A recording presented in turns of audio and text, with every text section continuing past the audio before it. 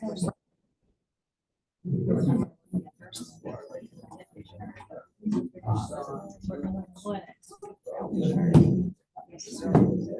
my question is, what's your mic count? So if you don't have bees, it's 0. So anyway, got a lot to accomplish, a lot to talk about in this meeting. How many of you, we'll start with this, you have bees right now, you have bees. Okay, we're going to be helping you out quite a bit right now because you are in a place that swarm season has begun. It just, if you're really not knowing where your bees are at, well, if you don't take the swarm out of them, they will do that themselves.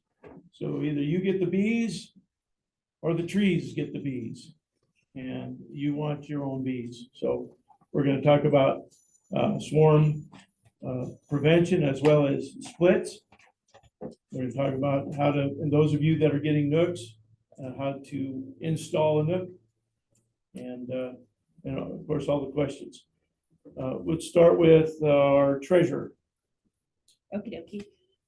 So our Alpine Bank account balance is $3,079.43, and our PayPal has $1,796.47, and that will go down. I submitted to the Colorado State Beekeepers Association anybody who was paid for before and on April 1st, submitted all of that. So just waiting for that invoice to pay that. So okay.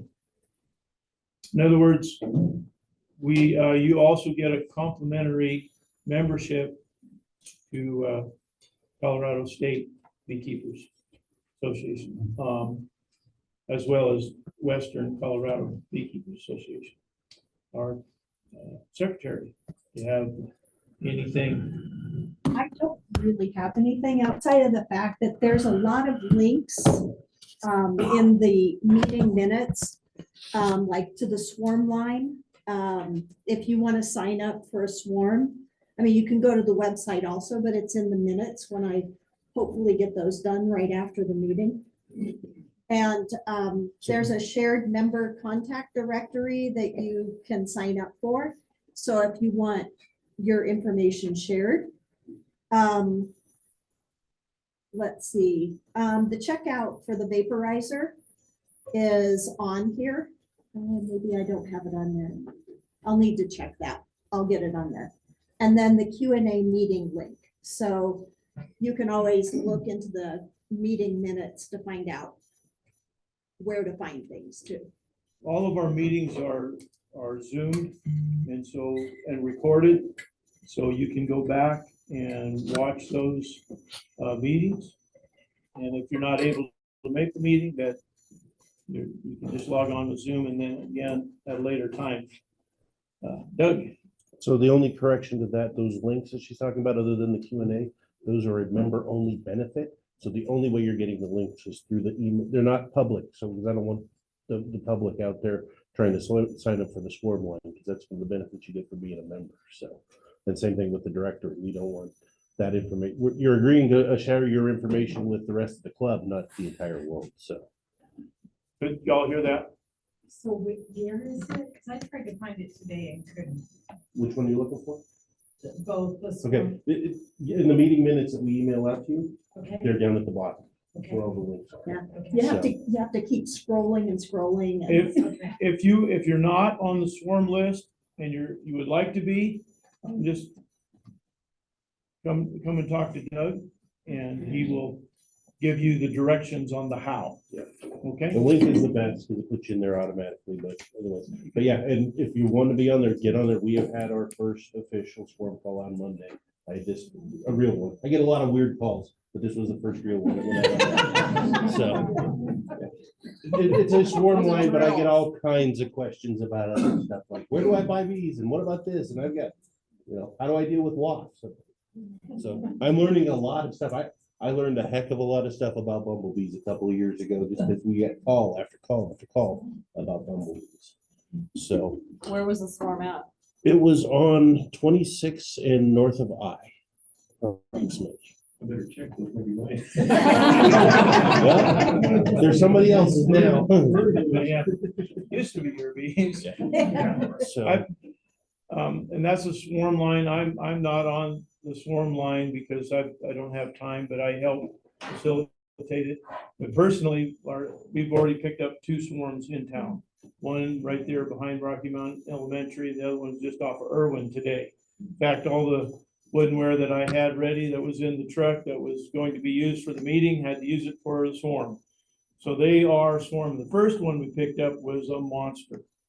It was like a beach ball, probably 40,000 strong, Wow. a monster. And today was about, maybe a volleyball, a little bit less than a volleyball, so not a real big one, but they're a freebie. So get on the swarm line. And so if any of you have, and this one, no way this came from just one hive, that big one at Rocky Mountain Elementary, that it's the park right behind it, and big, they were in the flowering trees. That was a monster. And the guy that called me, had bought some equipment from me a couple years ago, and he called me and he said, you got to see this. And he sent me a picture. I said, whoa, I've seen a lot of swarms, because when one of our yards, and this is what you got to know about a swarm, it just doesn't come out of that hive. Those bees, as they enter into the air, the atmosphere right above, it energizes, literally energizes the atmosphere. And you'll have bees from multiple colonies go to that swarm. And so if you have a multiple hives yourself, and one of them swarms, you're not just losing that colony, but you're losing bees from multiple colonies. Because it does. When in our holding yards, where we have 50, 60, before when we're bringing them back, especially when we unload the semi truck, we got 500 colonies in one place. That happened to us last year. We're trying to load them onto the individual trucks to get them to the other yards in the valley, and we had swarming problems, and it was a cloud. And when they'd land, just massive. And we're collecting them, we're throwing them in boxes and trying to save as much as you can. So when they start, just so you know, when that swarm starts, and they leave, sometimes they'll land close. Depends on the queen. The whole purpose behind that is that's the old queen, and she goes with the initial swarm. Now, depending how fit she is, and that's what they will do before swarming, for the first couple weeks, right before they swarm, will not allow her to lay anymore. They'll stop her from laying. They'll run her around. They'll chase her and run her around in the colony, in that hive. So she slims down and then gets ready to fly again. Now, if they didn't do a real good job, and she's still the old gator tail that she's always been, and she takes off, she can't fly that far. So that's why normally that swarm takes place and it lands in a tree or a bush in your apiary or real close by. That's why. And then that's what we call a bivouac. Where they stop for that moment, the bivouac right there, and then the scout bees they take off and look for the location. They'll come back into the bivouac and they will give the report, same thing, waggle dance, and they'll do a waggle dance on the swarm. Not on, like they do in the comb in the hive, but they'll do it on the swarm. And then they will give the location, and then so they will send out a number of more scouts to look at that location, and they come back, and if there's a consensus, it usually takes a day for that to happen, or sometimes it's really quick. Sometimes it's within just minutes. And then other scouts come back to, that's perfect location, and they go. And they go into somebody's attic.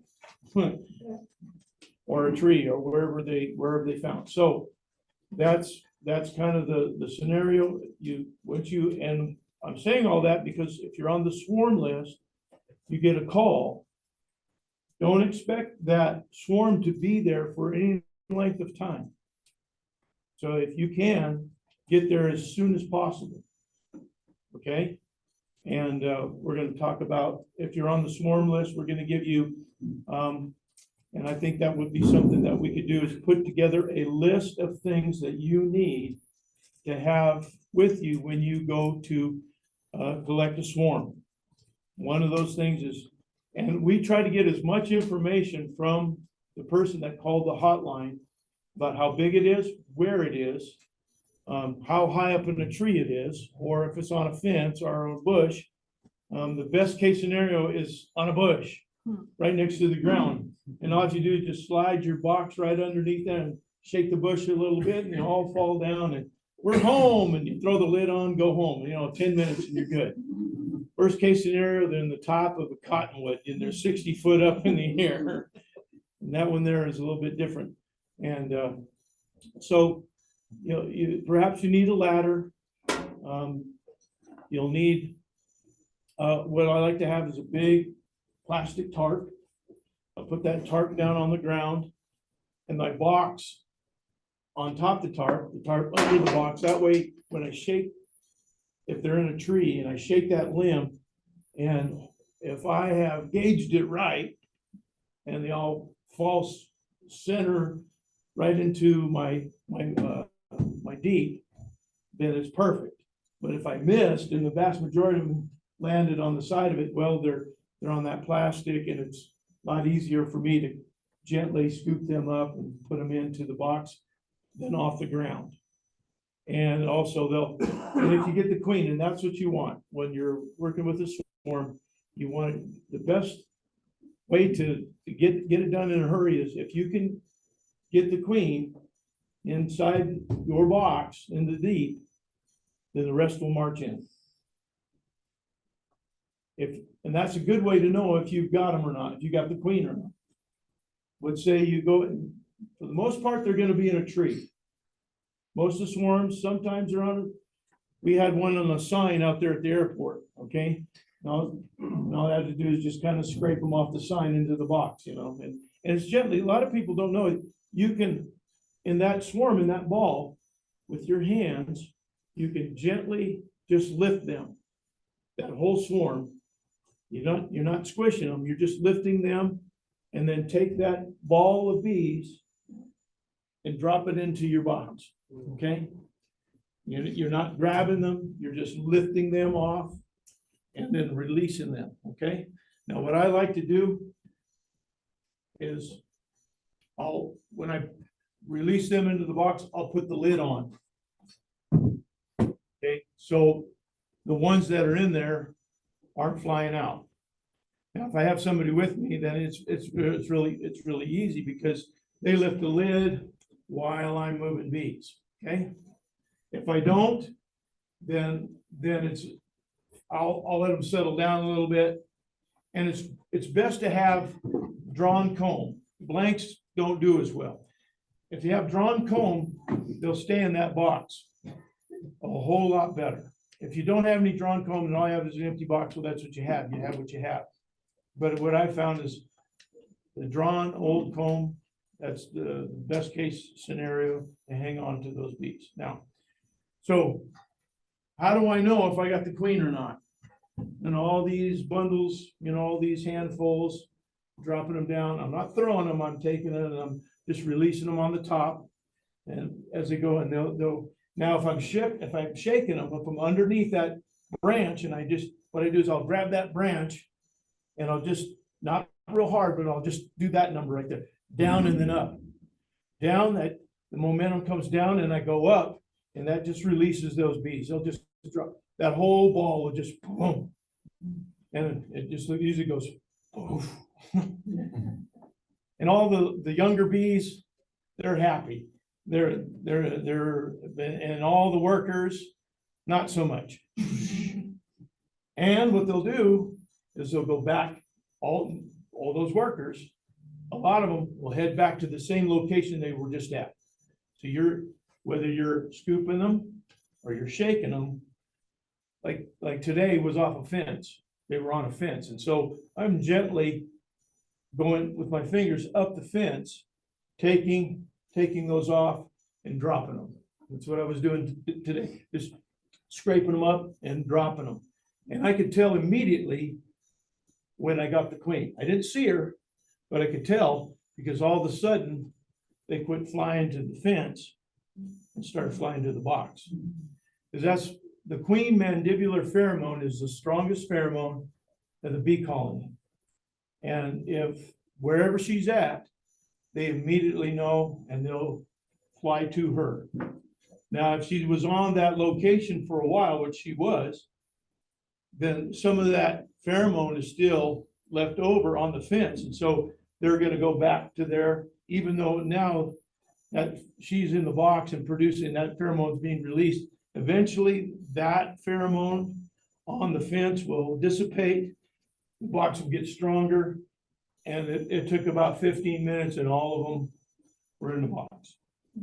So any questions on swarm? Now that you need a bottom board, okay? You need a bottom board. If you're going to a swarm, at least 2 deeps.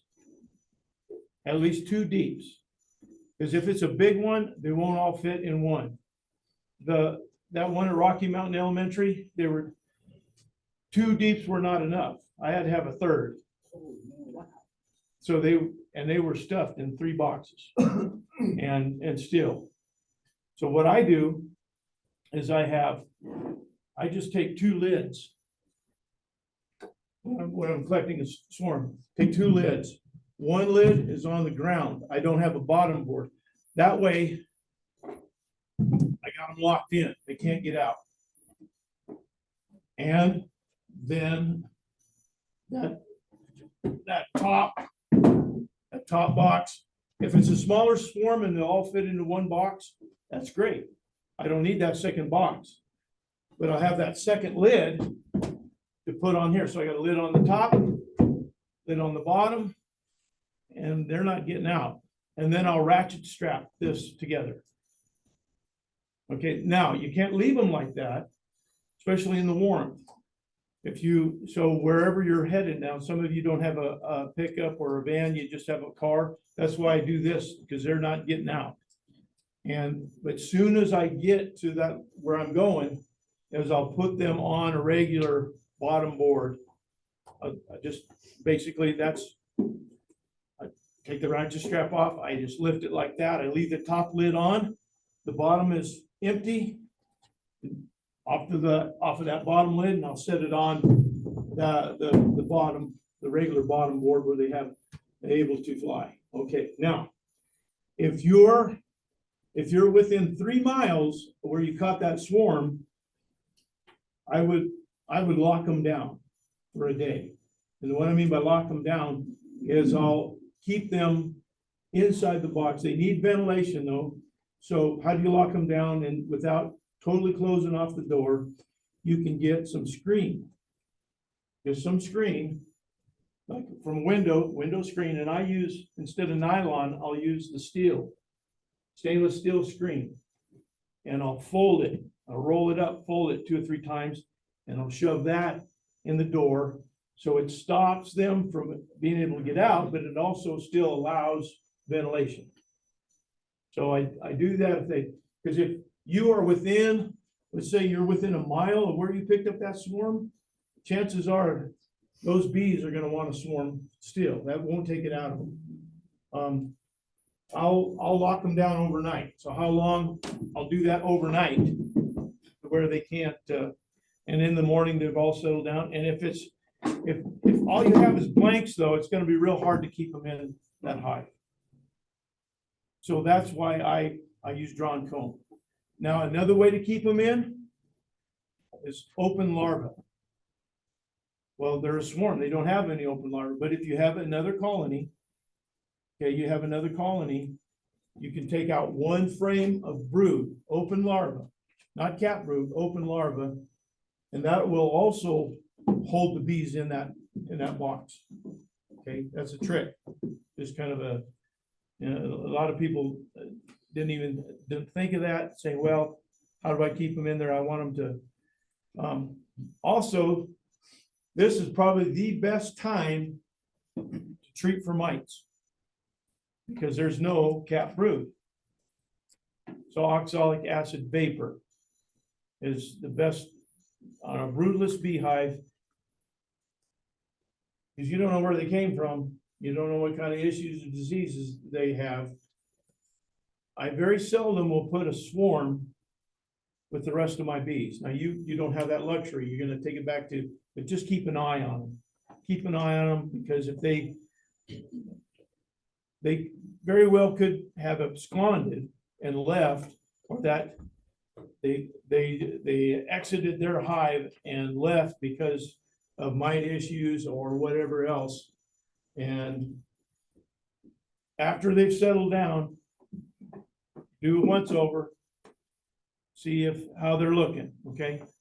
See if the bees they're shiny, they're still, and you'd be able to tell a swarm, and I've picked up a couple of swarms in the past that just didn't look too well. They're usually the smaller the swarm. Now, that's not absolutely across the board. Sometimes a smaller swarm is a secondary swarm. It's not the initial swarm. Secondary swarm is a swarm. They took a virgin queen with them. So a queen that just hatched.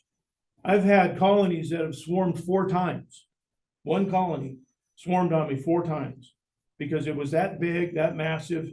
The first one, a bunch of them left. And I thought, well, we're done with that. We're done now. And no, they swarmed again, and then again, and then again.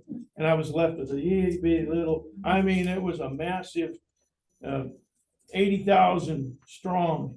And at the end of a week and a half, I had just a little handful of bees. So it's real frustrating. You spent all this time, you overwintered, you did really good.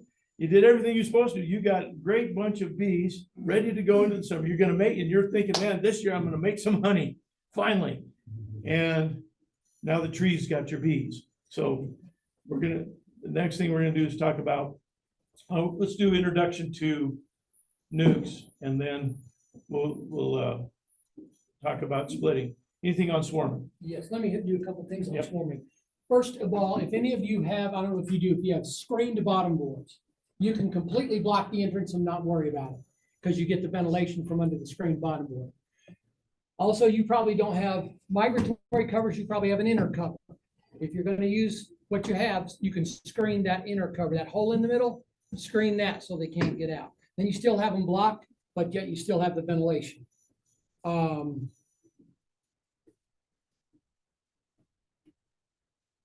Jason said that it's a good thing to have some drawn comb in here. And the reason why he blocks them in is because as soon as that queen starts laying in here, they're going to stay in here. So that's why if they have to draw this out before she starts laying, well, that's 2 days later, they might swarm during that. They might leave during that time. But if you have drawn comb, the next morning she starts laying eggs, they're done. They're staying. They're not going anywhere. Sorry, one trick I've done with, when I didn't have drawn comb with one of my swarms, to lock them in, my interest reducer, I had to cut out for a feeder. So the way they can go out is right to a feeder. Just get them 1-to-1, they'll throw the wax up and usually they'll stay in there. You So can that's do that. another one that a lot of people forget Another about. one you can do is put your bottom board down, put a queen excluder on top of your bottom board. Then put your swarm on top of that. The workers can come and go, but the queen can't get out. So she'll stay in here. So you don't understand what he's saying. So on your bottom board, not on the bottom Right, box. we don't have a but, bottom. We don't have a bottom board. So the bottom board that you have, you put this excluder right on the bottom board, okay? And that'll lock her in most of the time.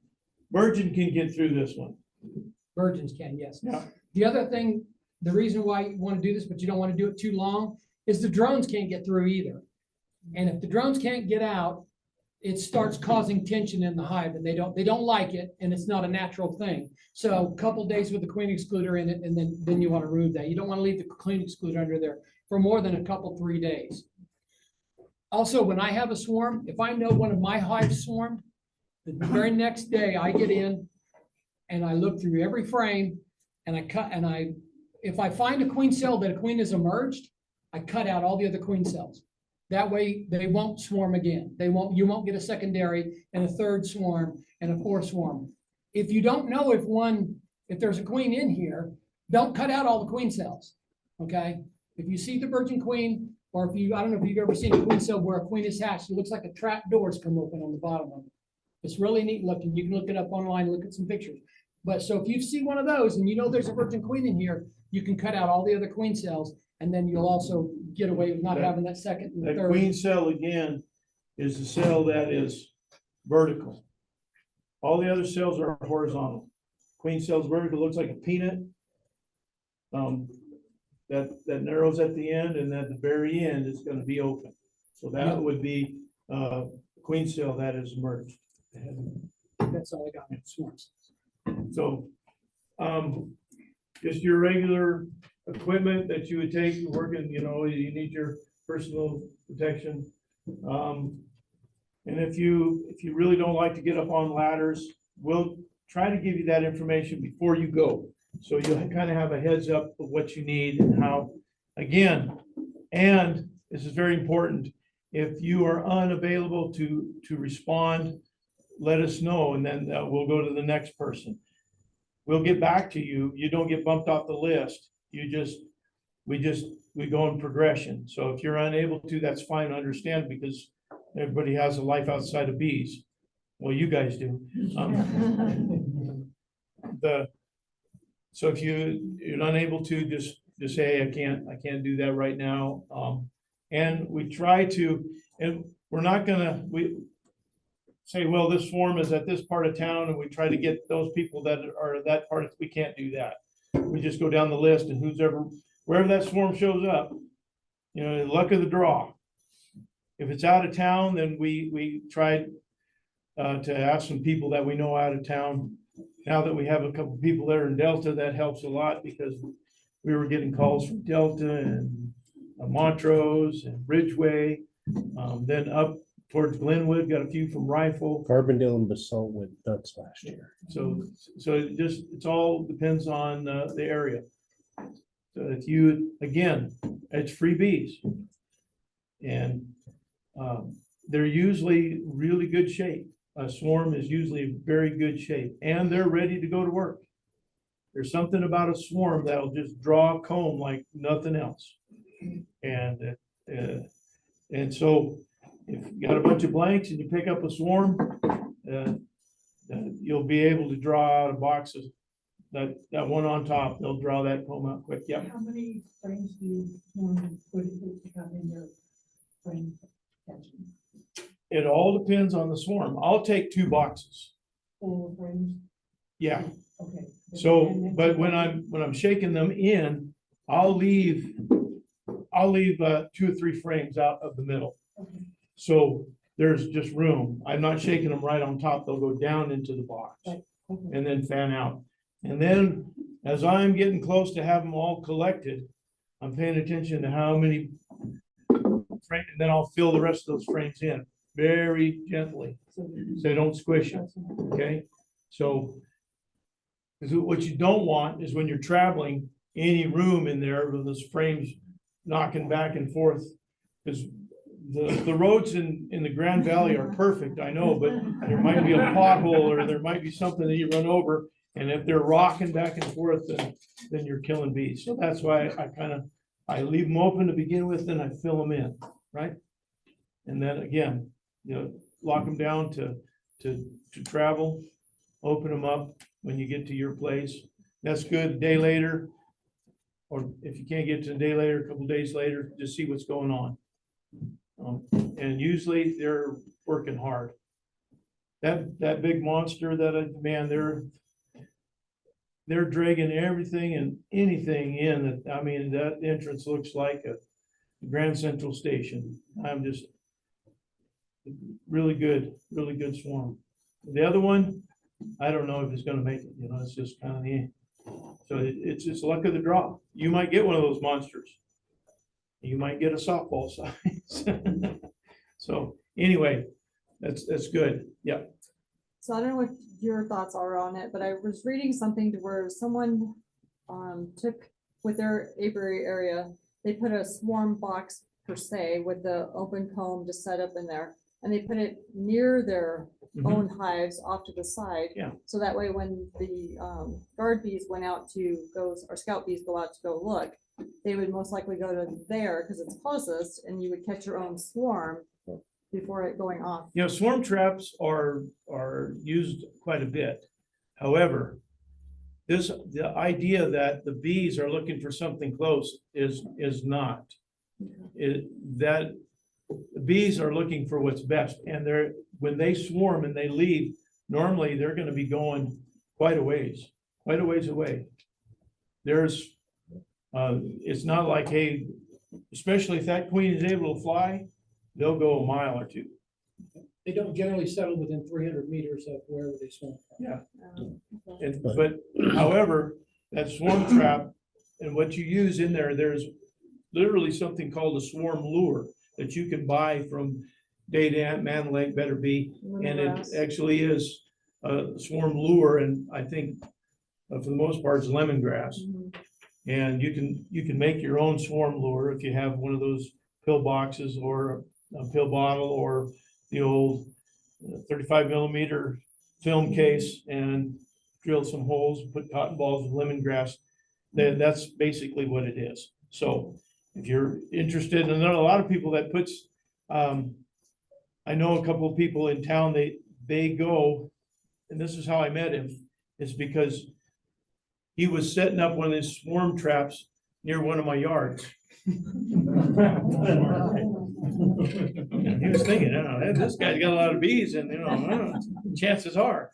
And that's how I met him. I said, that's fine, that's great, you know, because, you know, if I don't catch them and you do, more power to you. So basically he did that, and in fact, he asked me, where are the rest of your yards at? I said, well, I don't know if I'm gonna give you that information, you know, but you can follow me around, I guess.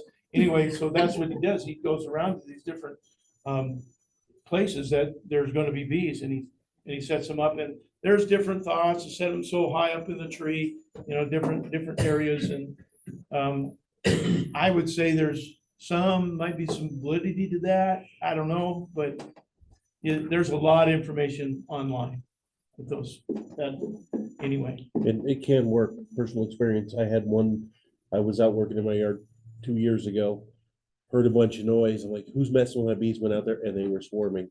I'm like, oh man, I lost them, and I had a box sitting up there and they went in the box. So I actually have videos of that. Oh, wow. So them just going in the box. It's cool watching them just going. in. Okay, and get on the swarm list. Get on the swarm list and you'll be able to experience all that yourself. Awesome. When you get your nook, for those of you that say, well, I'm on the swarm list, and I might not need that nook after all because I got, you know, all these free bees. But when you do get your nook,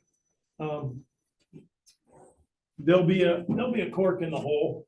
The reason why that's there is if you're unable to transfer after you pick it up, an emergency or something happened, you're unable to put it in that location, right on top of that location of where you're going to place your bees, and open up that hole so they can fly. And then a day later, 2 days later, whenever you can, then you can come back and transfer them. That's why that's there. Okay? Those of you that are getting ready, you haven't had bees yet, make sure your location is marked out. You're sure where you want it. There's a lot of different kinds of consideration of location. The location should be as much sun as you can possibly place it in, especially morning sun. The best case of morning sun is the morning sun that is going to be on the front entrance. So if your morning sun is hitting the entrance of your hive, the bees fly sooner, in the morning, they will do so much better. You'll produce more honey. They fly sooner, they stay later. That means they're bringing more resources in. So it helps them build up faster. It produces more bees produce more honey. And you just have a lot greater healthy. Now, I know everybody can't do that. Everybody can't be in the sun. They're just because what you have. What I would say is that best case scenario, whatever you can do. If you can place them in the sun, great. If you can't, they'll still do well. They'll still do okay. They just do better in the sun. Some are saying, well, I have sun in the morning and then it's shade in the afternoon. That's great. I had a number of people say, well, are you worried about overheating? It's so much easier for a beehive to cool down than it is to heat up. And they have to keep that brood chamber at 93 degrees all night long. And so the sooner that warms up, then they're not using the resources for heat. They're be able to use the resources for raising brood. That make sense? Somebody looking at me like, I have no idea what you know. Okay. That's important. So keep that in mind, your location. Make sure you have your location. Don't get your nook and take it home and say, well, I wonder where I should go. You know, open it out in the middle of the lawn and let the bees decide. No, that doesn't work. You need to have that figured out. You need to have that ready to go. Now, and here's the thing. If you're not sure, you think, well, I'll just move it later on. The rule is on moving a beehive, you can move it either 3 feet or you have to move it 3 miles. Here's why. How many know the reason why is because they orient on that location. It has to do with the sun, location of the sun, and they're one of the most interesting, awesome creatures of our world. You can move them a little bit at a time, okay? But you'll notice this. I'm going to move a foot. Those workers that just went out, as they go out to forage, when they come back, they're going to go back to the original location. And they're going to land in the dirt and say, where'd our house go? And it's a foot away.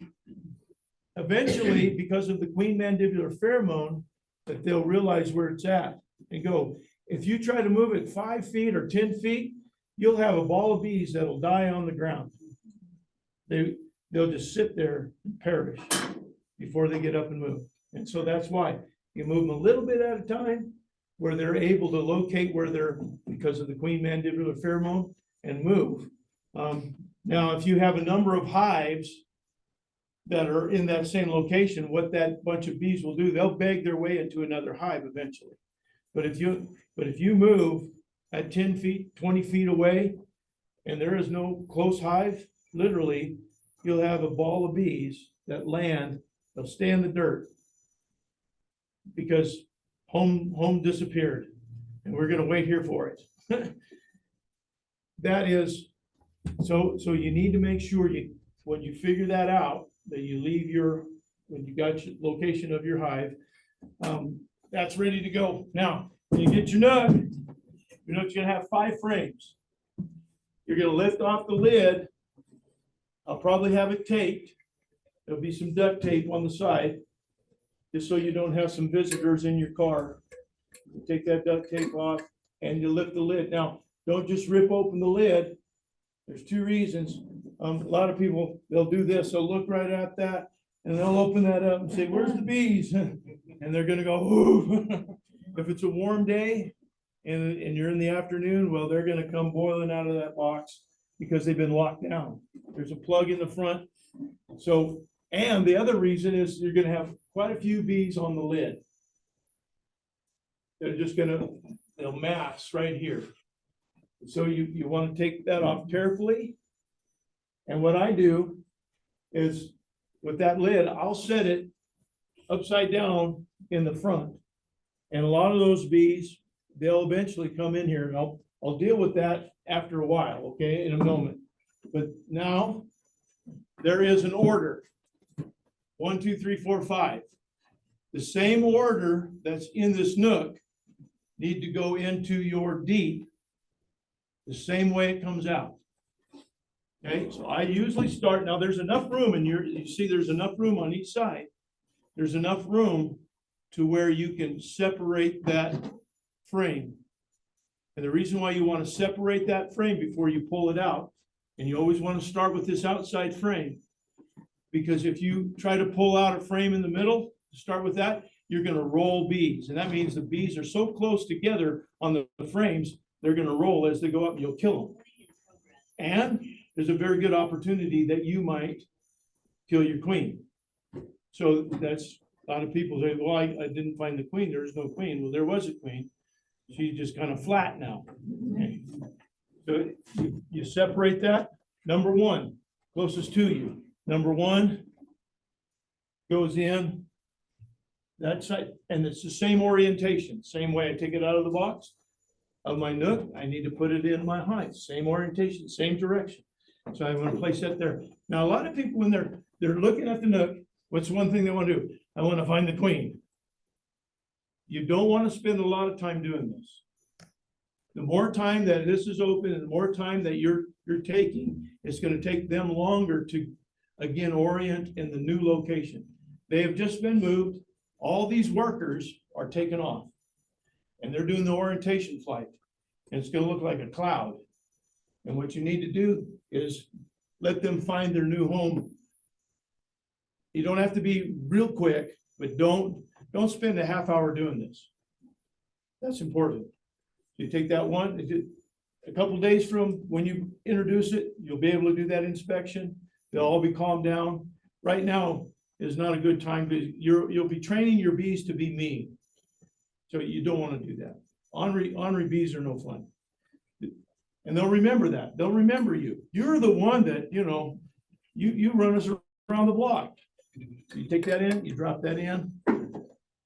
Second one, again, we got a little bit more room, but I'm pulling it away. So I'm not rolling bees. So my hive tool, I'm pulling that away from, and that out. Same location, same orientation. Put that in. This is number 2. So it's number 2 in the box. And I'm putting these in the center of the box, not at one side or the other. I'll have a couple of blank frames or other frames to start and then to end. So start with 2 of your blank frames, and then that number 1 is going to be actually number 3. Did I just mess everything up there and everybody's still with me? Okay. That's important. Number 3, it's out. Number 3 is definitely going to have the brood.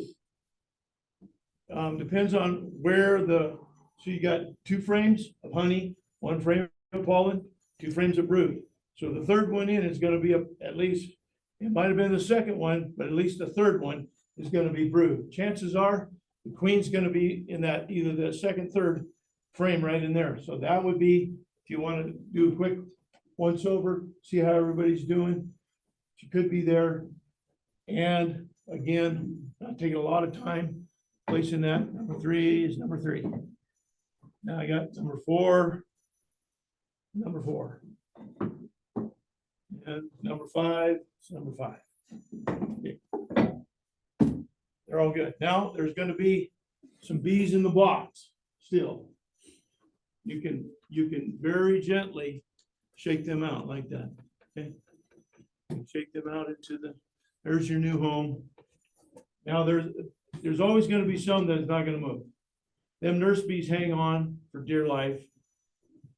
But that's why you just leave this nook box open next to this hive.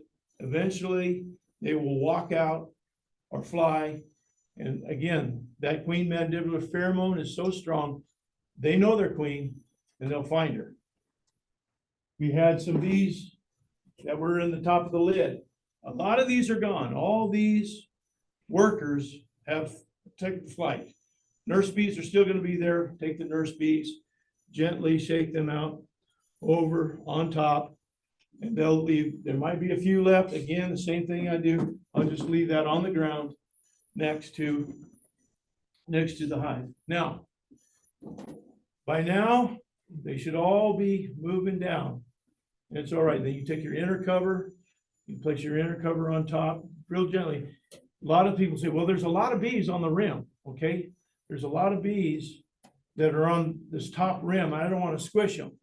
What you can do is you take that inner cover and take it about 22 degrees. At 22 degrees, you can set that down so it's at an angle. And then as you shift it, you're not squishing them. It just pushes them off the sides, and don't worry about that. You can also take your bee brush and brush them off of that rim, okay? Also your smoker. Smoker is one of the quickest ways to get them to go down. Hit your smoker and you can smoke them off the rim, off the sides. And they'll drop down, then put your inner cover and then your telescoping cover. This is a migratory cover, so this is not what you have, but and place that on there. And then we're happy.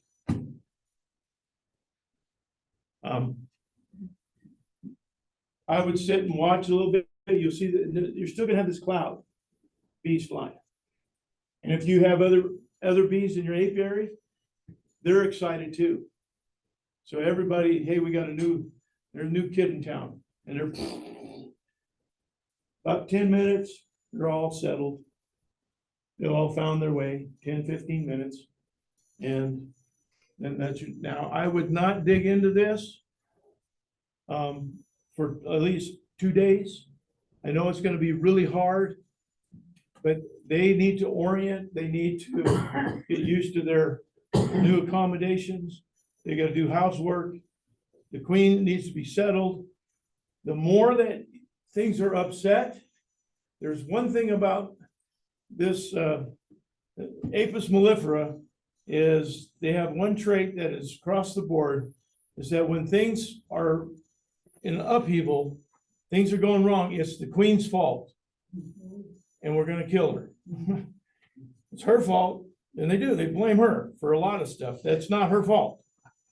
And the more that you dig in here, that you have a good opportunity for them to kill her and for not just you to mess her up. But so that's why let them settle down a couple days later, then do your first inspection. See what you're looking for. That first inspection on your nook, what do you look? The very first thing you want to know is what? Is my queen laying? So a couple days later, they've settled down, she should be laying. And you don't have to find her to know that you have a mated queen that's laying. All I have to do is find the eggs. If you've got eggs, you got a queen. It's nice to find her and see that she's doing her job. And where is she gonna be? She's gonna be, again, in the center, where those brood frames are at. So any of those areas, she'll be laying. Any questions on introduction? Yeah. When are you gonna have it? That is the 27th, right? Is that the information? I believe that's that Saturday this month. That 27th Saturday, right? Yes. So we're looking, okay. That's when they are. And that's, I'm sorry if I didn't, I sent out that information. I'll send you that information. Okay. So When you have that, and let's say it's been a few weeks, do you need to will they reorganize it so where they're gonna start building the honey on the outside and there's more of the, yes, okay, so you don't have to move things around or anything? they will start expanding. After that first hatch, there's gonna be, and it's gonna be at the minimum 2 weeks, and all of that cap brood is gonna hatch. So you're gonna go from 3 pounds to 6 pounds. So you're looking at 20,000-30,000 bees. And that's a good question. How do I know when they need more room? If this time of year, they're working really good. They're bringing in all kinds, there's a lot of resources out there. Springtime is in the valley is really awesome. So when they are, I have a feeder in here, and you won't need a feeder. your bees. We have a couple of guys that have, one of them's at the end of 8 Road, right up against the desert. And Matt is, even the desert right now is in bloom, or it's starting to bloom, so chances are you're not gonna really have to worry about a feeder. So question is, how do I know when they need more room? So with that 5 frames, you have 5 other frames of blanks normally. If you're a brand new beekeeper, then all your frames look like this. I would suggest if you have any drawn comb, put it down below. Especially on the outside, on the outside. If you go blanks on the outside are the last to be drawn. If you can put drawn comb on the outside and then a blank next to it coming in, they'll draw that one before. And that's really frustrating because you're trying to get everything drawn. Now, when you are down to just 2 frames left of empty, that's when I start going up. And I'll take my next box and I'll place it on top. However, I don't put just a whole box of empty on top. A lot of people, they think, well, it's, especially when and it's hard when you're doing your supers, because all of your supers, if you're a new beekeeper, that's all you have is empties on top. However, the second brood chamber, there's a couple of tricks you can use to get them to draw the comb in the top. If you're just putting this right here on top, blanks, they will come up and it'll take them a while. They don't want to do that. So you're going to manipulate them. You're going to take, by now you have probably 4 frames of brood at the bottom, 4 or 5. What you will do is you'll take those 2 frames of brood, keep them together that are from the bottom, and take them up top and put those 2 frames of brood in the middle. Okay, in the middle, up top. Down below, you took them out of the middle, push these together. Okay, so now you have brood on the bottom, and right above them, you have brood on the top. Still with me? And then, so I took those 2, I got 2 blanks there. So I'm not gonna put the blanks on the outside. I'm gonna put the blanks right there, blank, blank. So I'm gonna grab blanks from wherever else, and I'm gonna put them either 3 in or 2 in. Either one's okay. And so now my top frames are, again, you got those 2 brood frames in the middle. Oftentimes I will do more than just 2 brood frames. I'll take a honey frame as well from the below. I'll take a honey frame and I'll set it next to that brood frame, or one away from it with a blank in the middle. Either one's fine. And that way they have resources up at top as well. Not just the brood, but they have resources. Now, this time of year, you can get away with that. Late fall, you end up ruining them. But right now, because you got so much resources, you got so many new bees, you got a bunch of brand new nurse bees, they tend to be, see, it's the nurse bees that actually draw out the comb. It's their wax glands. A worker can turn that gland back on. A worker can turn back on the pharyngeal gland, the hypopharyngeal gland. They can turn that one on as well. It's real hard for them. They can only turn on 30–40% worth. A worker that comes back and through an emergency can revert.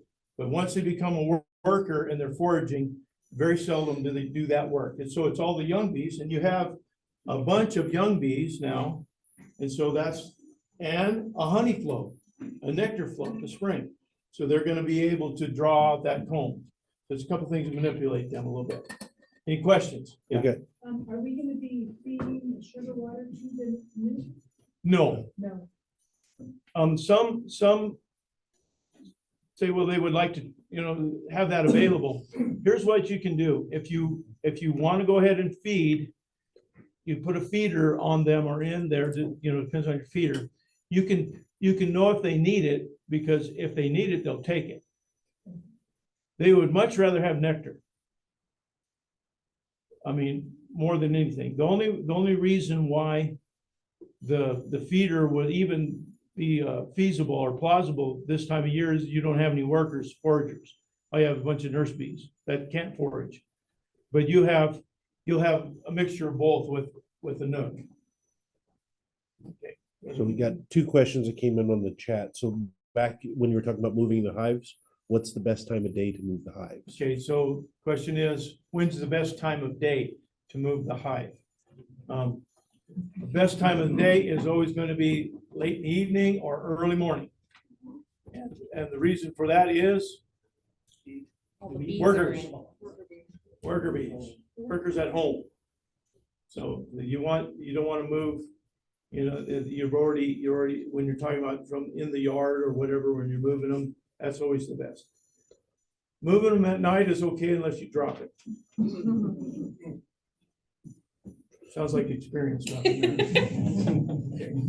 So, and then the second question is, they still have their hives wrapped. Is it time to unwrap them now or wait? Okay, the question is, they still have their hives wrapped?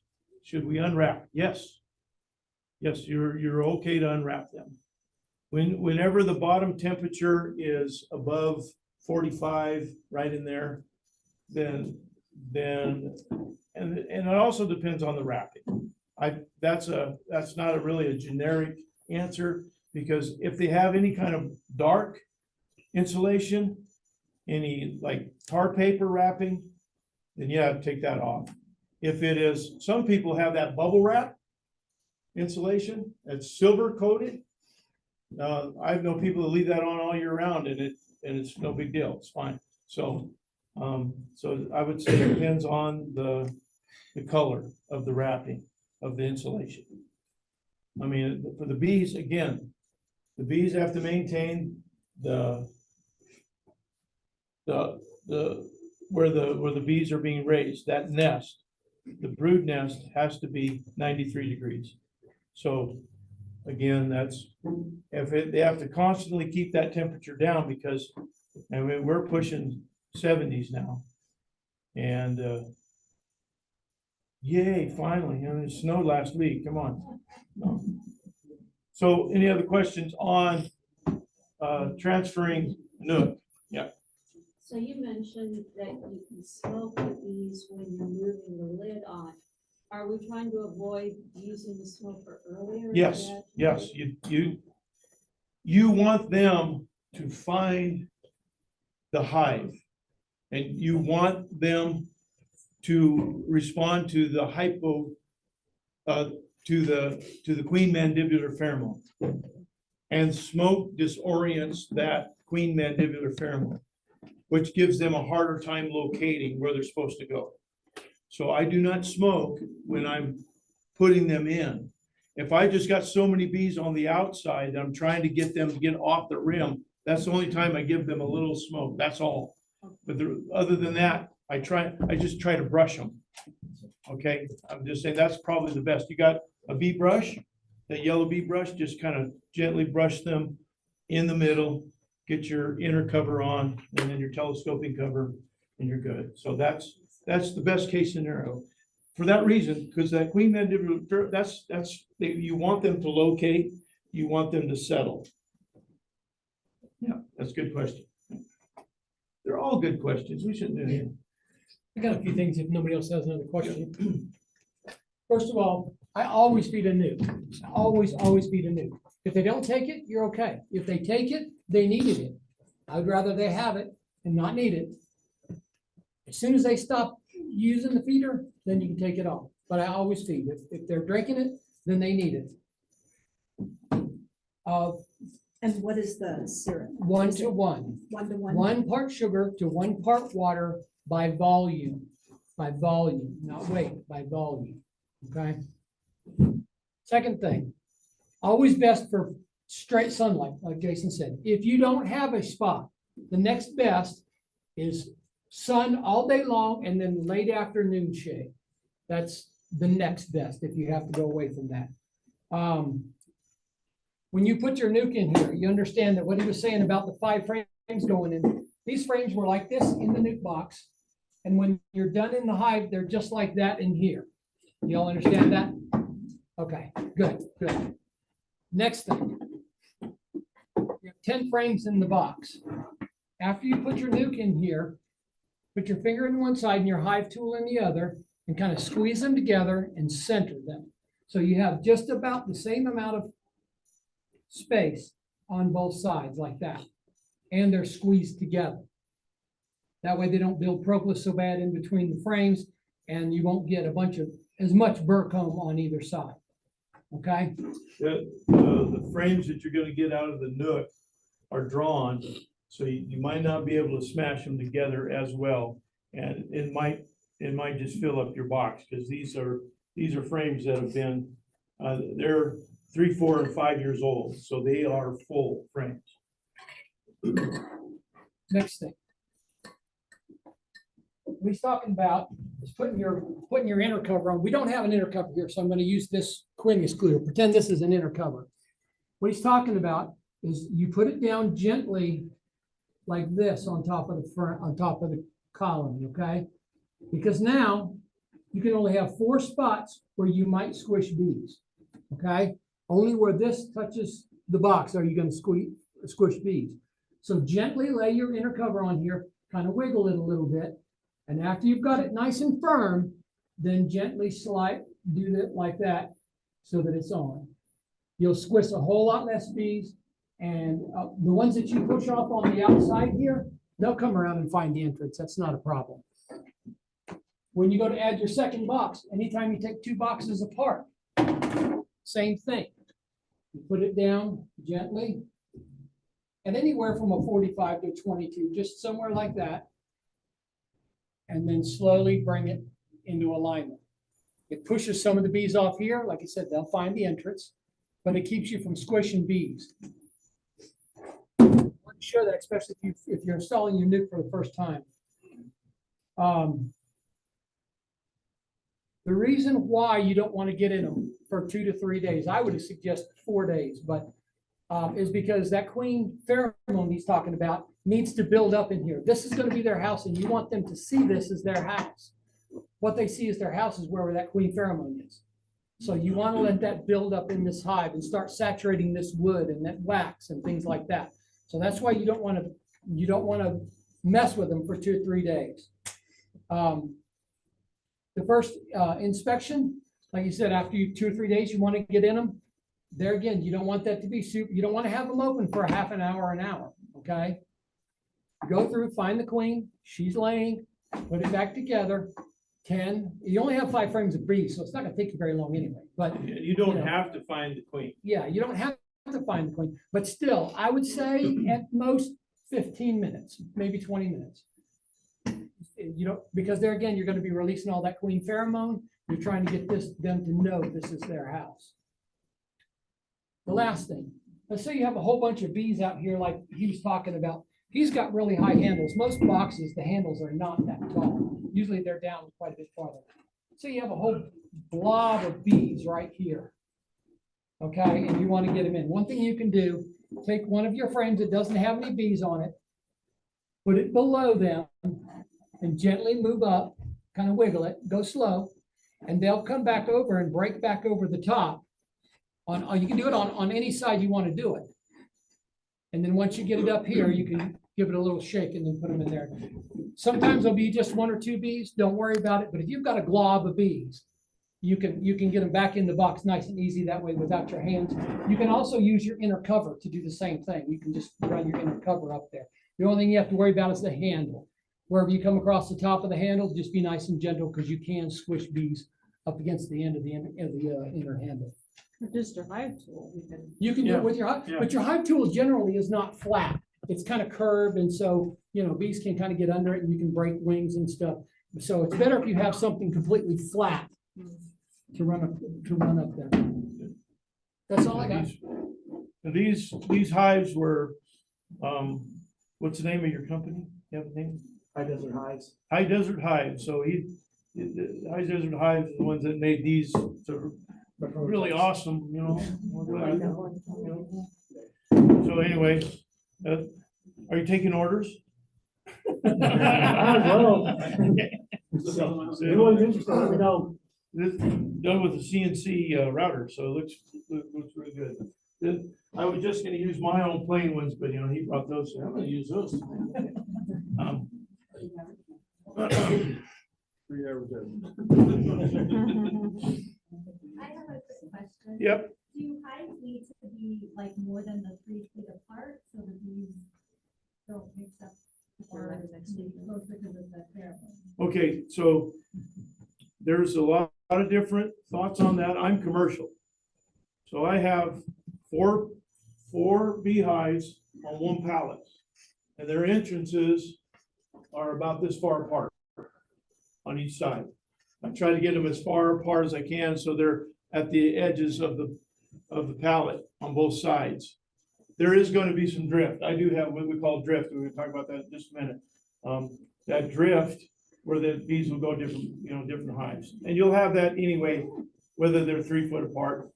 It comes down to, you want enough room between them that you can work them, because you want to work the beehive from the side instead of the front. You can do it from the back, which is okay, but the reason why you don't work the beehive from the front is because you're standing in the flight path and you're working that. Let's say this is the front here and I'm working this beehive. Well, all of a sudden I turn around to somebody say, look at all those bees. And I'm looking, what do you mean? They're all on my back. I probably have a couple thousand bees because I'm blocking the entrance and they're landing on me. Okay. And so that's why you always want to work it from the side if you can. So it's enough room that you can work this one and then this one. So I usually like to have, now that's between my pallets because I work them from the side. So I try not to put the pallets so close to each other that I'm bumping up against the one behind me. Okay, so, and it's gonna be indicative to the location and how much room you have. And then how many beehives you want. Okay. So that answer that? Okay, so it's just enough to be able to work them from the side. But you're gonna have drift no matter what. Even if they're 30 feet away, you're still gonna have drift. In other words, bees go to beg their way in. Let's go with. You got anything else on that? You good? Not on the hive inspections. I don't know how many of you folks know about towards Delta. Delta does have a beekeepers club where we meet on the third Monday of every month at 6:30. It's April 15th, tax day this month, at 6:30 at the Odd Fellows Hall. The address, I had the Great address place here, to put a but bee club. I got rid of it. It's at the Odd Fellows Hall in Delta. You can look up the Odd Fellows Hall and find it. I think it's 860 Route 92. We do have another question on Zoom. Yep. What, for Mark Queens this year, what's their color? This year, what color is the queen? Well, they're usually kind of brownish and yellow on them, stripes. Okay, no, the queen, every year the queen has a mark, a color, and this year is green. So, and green, to know, there's a little acronym or a little thing you can use to know what year it is. Starting with year 1 is W, which is white. Will you raise good bees? Is that saying, will you raise good bees? And so 1 is 1 and 6, 2 and 7, 3 and 8, 4 and 9, and then 5 and 0. So whatever the year is, this is year 4. So it's, will you raise good? So it's green. Starts with a G, yes. What letter starts with? W is white, will, U is yellow. Yellow. Yeah, it's an acronym.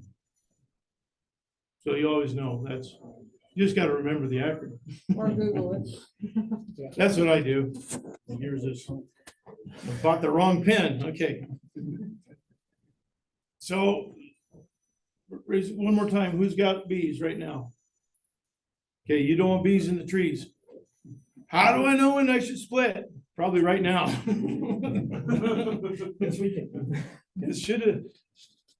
It's happening. They're swarming right now. Okay, how do I know when my bees are gonna swarm? Swarm cells. Swarm cells, and the swarm cell is going to normally, not always, swarm cell usually top box, bottom of the frame. Okay, sometimes they're in the very bottom. I've seen them all over the place, but 90% of the time, swarm cell is gonna be top box, in the middle, near the bottom of the frame, right in this location right here. Sometimes in the very, very bottom. They got bird comb between them. If you haven't been in your boxes for a while, you haven't been in your hive for a while, there's bird comb between the two, and they just bridge that. So when your first inspection, you're pulling that frame out, and you're pulling apart queen cells, swarm cells. Yeah, I probably ought to do something. So what do? You want to take the swarm, that instinct that they have to swarm, and you want to use it for your advantage. Some people say, I don't want any more bees. I have enough. But you don't want to lose the ones you have. So therefore, you need to do a split. You can split them. And then after the swarm season has kind of died down, you can combine them back to each other, and you'll have a super beehive that'll make a lot of honey. So you say, I only want 3 or 4. Well, at this time of the year, if you lose, and you're not going to lose just 30%, normally a swarm will take up to 60, even 70% of your colony. That's how many leaves. And then you're left with not the old queen, you're left with a virgin queen who still has to mate. And hopefully, if everything goes right, she makes it back to the colony. She didn't get ate by a bird or a dragonfly or lost her way. And she comes back and lays again. But you just lost a whole month of a cycle, because that's how long it takes for a virgin, from a virgin to go out to hatch, to go out and mate, come back and begin to lay. That's 1 month. And then the next month takes 28 days for the cycle. That's 2 months that you're waiting for the next generation. So that's 2 months that you don't have a hive that's in operation. So that just sets you back during the best production of the whole entire year. Therefore, you need to go ahead and use the swarm to your ability, to your the benefit that is for you instead of the trees. We see swarms, and you might not see any swarm cells, but there's a lot of numbers. You don't have to wait for swarm cells to split. You split, here's a rule of the split. You split when there's at least 6 frames of brood. You can split and successfully split with at least 6 frames. I would be willing to say this time of year, you probably have 9, even 10 frames of brood. And that means you got at least 5 in the bottom, 5 in the top, 5 frames of brood. There's a couple of mine that come back from California. I've got 14. One of them had 14 frames of brood. So that was this, and we're talking about cat brood. So that was going to swarm. That one's gone if I would have let it go. So therefore, you've got to use it to your ability, to your benefit. How do we do that? There's a number of ways to do that. I'm gonna give you the way we do it, that I do it. And give you an idea, this year already up till now, we have over 1,000, I think his last count was 1,150 splits, okay? So, yeah, I'm tired just thinking about it. This is the way we do it, very successful at it, been doing this for a while. This one needs to be split. I want to take the queen with me. I want to take the old queen with the split. I'm gonna leave the box I leave behind, the queenless one. So there's a couple ways to do this. No, so we begin at the top. We're counting our brood frames, okay? Let's say, okay, I have, and I'm going through the second frame in. Wow, that's honey on one side, bee bread on the other, looks real good. That third frame, that's brood, okay? So I'm just counting. I'm not taking anything out right now. I'm just counting. I always take a frame out. I'll leave it to the side. The bees are just hanging out on the side. They're fine. And when I look at this frame, I know this is a blank, but you got to imagine, help me out. Okay, so this is a brood frame. Oh, that looks really good. It's cat brood. So I'm going to set that back and I'm going to slide it over. The fourth one I take out, man, that's brood too.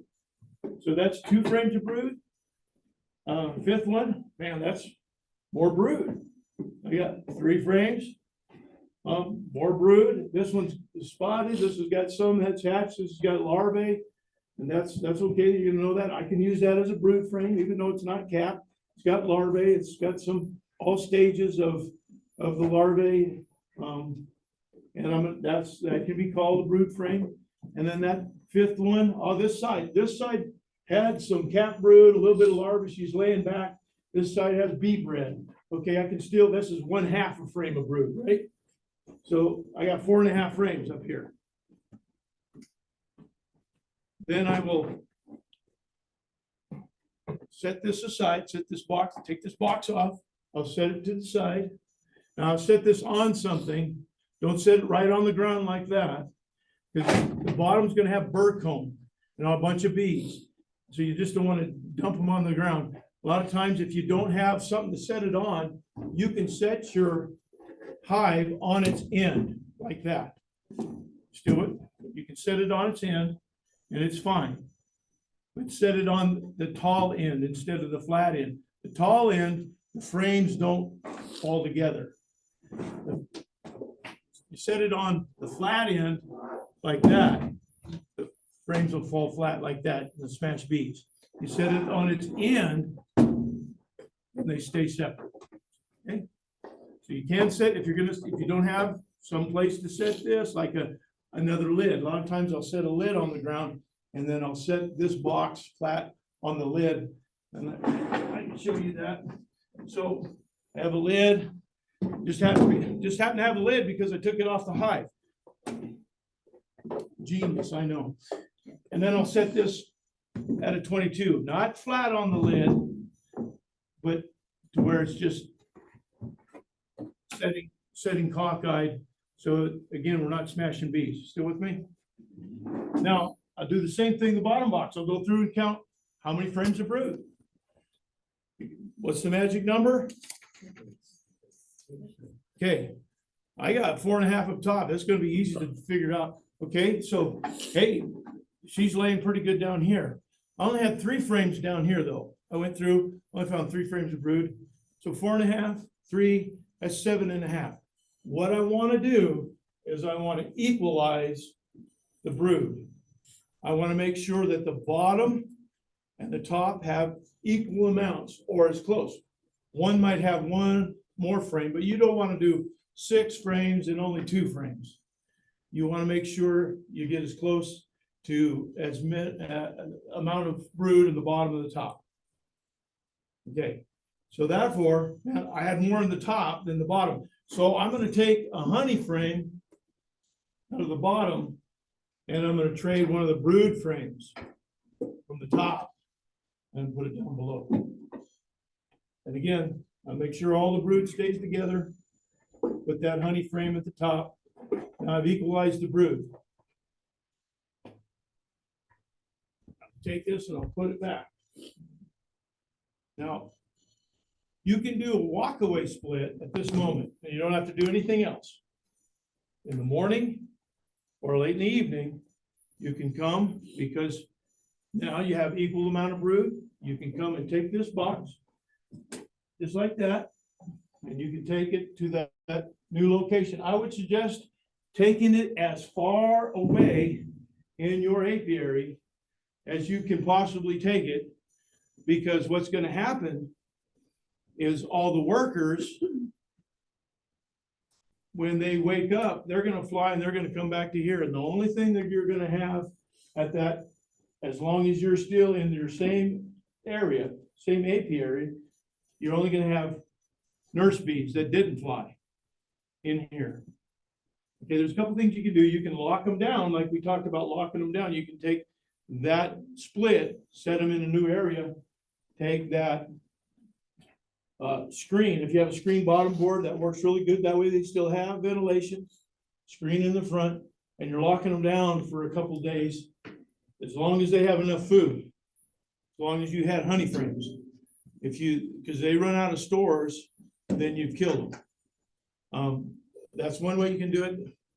Best case scenario, that you have a friend someplace that you can I store some bee boxes at your house for a couple weeks? Sure. Well, they do have bees in them. Anyway, that is best case scenario, because when you take them that far away, all the workers, all the nurse bees stay with the box. They fly out, hey, this is totally different area. We have no idea where we're at, and they stay with it. So that walkaway split, that's at least 2 miles, preferably more than 3 miles away. If you don't have that luxury, and I know I'm talking to a lot of people that don't have a lot of different yards, and so I'm giving you the scenario that you're gonna have to walk through. That's why I like, when I'm doing a localized split, I try to take the queen with me. I try to take the queen with the split, because when I take the queen with the split, that holds more bees than not. You'll find that you'll have at least 10% more bees stay with that queen than if it was queenless. Queenless hive, there's not as much motivation for them to stick around, especially if they recognize where they're at, or we're going back where the queen is. But that queen mandibular pheromone is so powerful, it will hold the bees in their split. Well, then how do I know which side has the queen? That's why this thing was invented, queen excluder. So when you're doing your inspection and counting brood, you're looking for the queen, because if you can find your queen, then you can keep her in the side that you're going to take. We want her where the side we're going to take the top box, that one. So, hey, we found her. She was on this third frame. And so we're going to make sure that she's in this top box. I'm going to take this queen excluder, put it on the bottom. She can't get down. She can't stay. She can't go through that excluder. She's got to be in the top box. So in the morning or the evening when I'm going to split, boom, I got the queen. Set her up in the new location. Yeah. How long does the paint stay on the queen?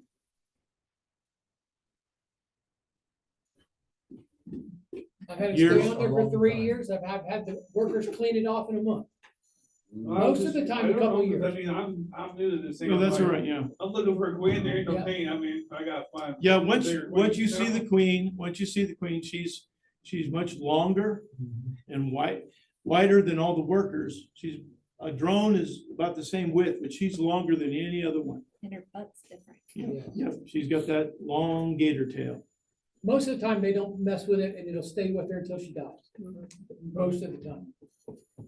Yeah, but I'm just curious, because I mean, you say a lot of. I don't- Like, okay. I do not mark the queens unless they're requested.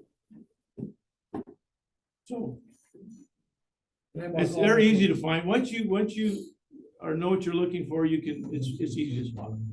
There's a number of things you can do. Anyway, so I went through this entire scenario, couldn't find the queen. What am I gonna do? How do I know the queen's there? Then you can shake them. What we do, again, I'll take that first one out, set it on the side. I've got some room right here.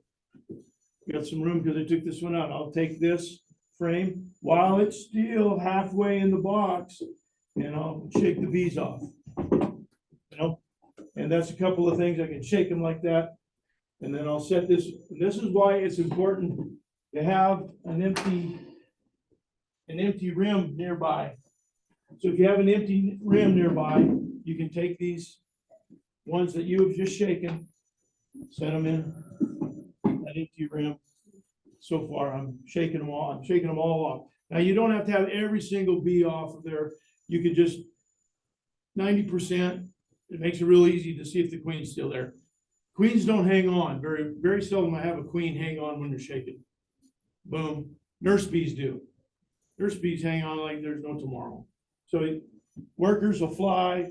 Nurse bees, for the most part, go. Queens drop down in a hurry. So you're shaking them off. I don't know where, and this is when I can't find the queen. I'm doing this because I want all the bees down this bottom box. Shake them off. And that gets entertaining when you got 2 boxes of bees. You got 60,000 bees you're trying to cram into one box. They're going to be bearding out the sides. That's okay. And so I went through this whole thing. Again, I'm keeping the orientation. See that when I'm taking this out, boom. Because what am I gonna do? When I put this back together, I'm gonna pick this up in the same motion, I'm gonna put it back. That's why I do what I do. When I'm setting this in there, making sure however I grab a hold of this frame, it's gonna go back in the same way. Important, orientation is important. So I went through and I shook all these, boom, they're all off. Still didn't find the queen. Kind of frustrating. Man, I've been shaking all day. So nice when we can find the queen. We don't have to do this. Yeah, almost there. And I grab that last frame, get ready to, oh, there she is. So I know where the queen is now on the last frame. Put her in the box with the boatload of bees. I mean, this thing is crammed full, right? And that's, again, that's the trick. When you're putting, now, I know she's gonna be in the bottom box, right? So I just shook her, I found her. So that's, again, that queen excluder. We wanna, you can brush them or you can smoke them. This is a good time, this is a real good time to use a smoker. You can smoke them off the top. And then you put that queen excluder on again at 22 degrees, and then you can slide that over. We know she's down there. I take this top box with that same orientation. I didn't mess up the orientation. It goes on there, just like that. All those bees, nurse bees, will come up within just a couple minutes of cover the brood. And you've equalized it, and you've also have excluded the queen. So you know where she's at. In the morning or the evening, my queen's down here, right? This is the one I want to move. I want to move the queen. Reason I want to move the queen because she hangs on to the bees a lot better than an empty box. This box is going to be okay because a lot of the workers are going to come back. And either I'm going to buy another queen or they're going to raise their own queen. I have open brood. I have eggs in here. Eggs in the queenless one. That's important. You want to make sure you have a frame of eggs, not larvae. That's the little piece of rice, because it's required for them to have that egg, that 4-day, that just the young larva, the 4-day-old larva, the first day that it becomes larva, to make their queen. If you're not going to buy a queen, you're going to try to cause them to draw out their queen cells. And this is the walk away. split, then you gotta make sure that they have resources to do that. That means eggs. So in the morning, where my queen's on the bottom, I'll take this, I'll set it, this top box right there. Take that excluder off, I'll shake the bees off the excluder. Boom. I move this to that new location, wherever it might be, as far as I can. This one here, I put back in that location. This is the queenless one, original location. Button it up. And I know my queen's here. Take her to that new location. A lot of people want to see, well, I wonder how they're doing. I wonder how my new queen is there a queen? You can look in 3-4 days to see if they're drawing out queen cells. The problem with that is 9 times out of 10, while you're digging in this thing, you're going to damage the queen cell. It's very hard to really do a good inspection without damaging at least 1 or 2 of those queen cells. But should be drawing out a bunch of them. So just be careful when you're looking, okay? Just be careful, making sure you slide that frame all the way over, taking that out, looking for that brand new queen cell. And then that's okay, that 3 or 4 days. Don't wait more than 7. If you wait a week, then you can't touch it. This is so important, that time when that queen cell is being developed, that you're not manipulating this hive. You have from egg to hatch, you got 16 days. Okay, she hatches on 16. And a lot of people say, I wonder if she hatched. And so they want to dig in there. I want to see if I got any queen cells hatching. A virgin queen is most susceptible of being bald. In other words, they'll kill her in a heartbeat. This is a very vulnerable time for her. So if you're in there, anything up to that 16 days after you split, a lot of people do that just to see how they're progressing. You're real careful, that's fine. After that 16 days, leave them alone. At least for 2 weeks. 16 days after that 2 weeks, she's got to go on that. Usually takes a week after she hatches, and then a week to go on the mating flights, and then coming back and to lay. We don't even touch them for a month. Once we know we got a hatch queen, I don't crack that lid for a month. And when I do crack the lid, I can tell right away if there's a good laying pattern or not. That's how we judge our queen, if she's got a good laying pattern. And the reason why is that is such a vulnerable time for a brand new queen, and I don't want to mess that up at all. So we just give them the time. That's hard, I know, because you want to see what's going on, but you can tell that you got a mated queen inside that box without ever cracking the lid. There's a couple ways to know. Anybody know? How can you tell? Yeah. Listen. Okay. Yeah. A queen right hive sounds. You can tell a hive that doesn't have a queen is ornery. Number one, it's ornery, and they're queenless. They always are. So there's a harmony here. Yeah, that's true. What else?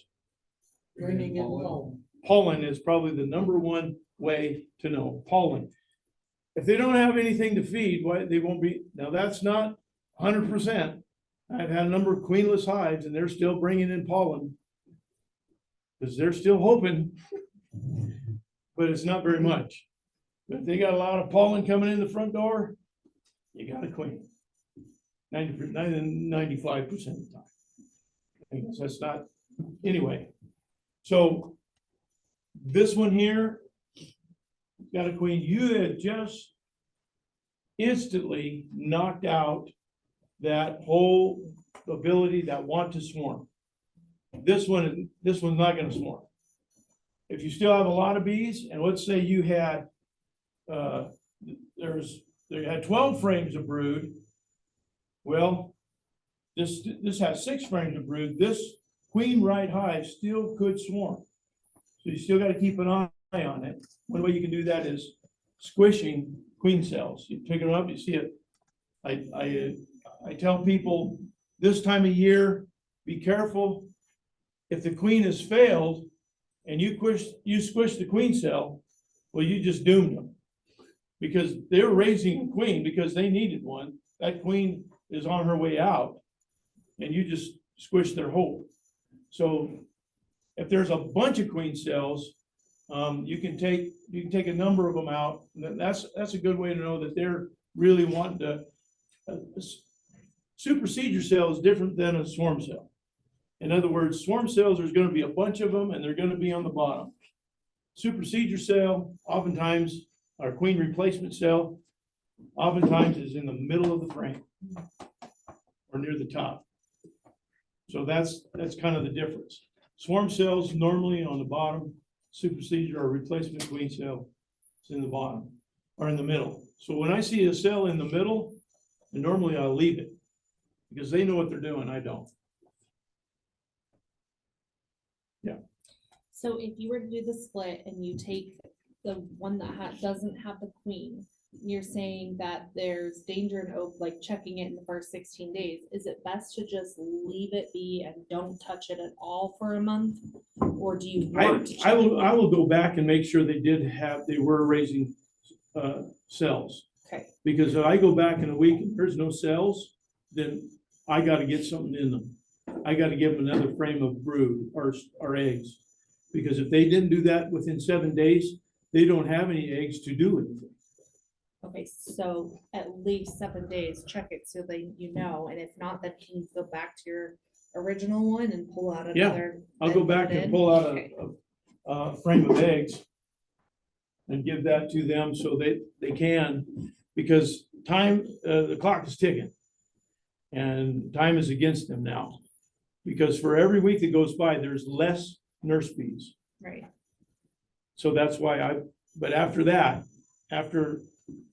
if there is no queen cells that have been drawn, it could be that I thought they had eggs and I didn't get eggs in there. It could be that they didn't realize they were queenless until it was too late and they didn't have any young enough larvae to make a queen cell.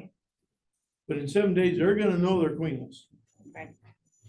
So that leads me to my next question is, what if you're trying to give them their best chance and you want to purchase a queen? That's the best chance. So how, like if we reach out to you, and I don't know where else to buy a queen. Okay, How quickly do you have to get a replacement queen in there? you usually what you're wanting to do is you're wanting to get that queen right before a laying worker situation starts. And a laying worker won't, for the most part, again, I'm giving you 90 percentile, as long as there is open larva, that really stops that laying worker from engaging. In other words, the ovaries of a regular bee really won't all of a sudden turn on if there's open larva.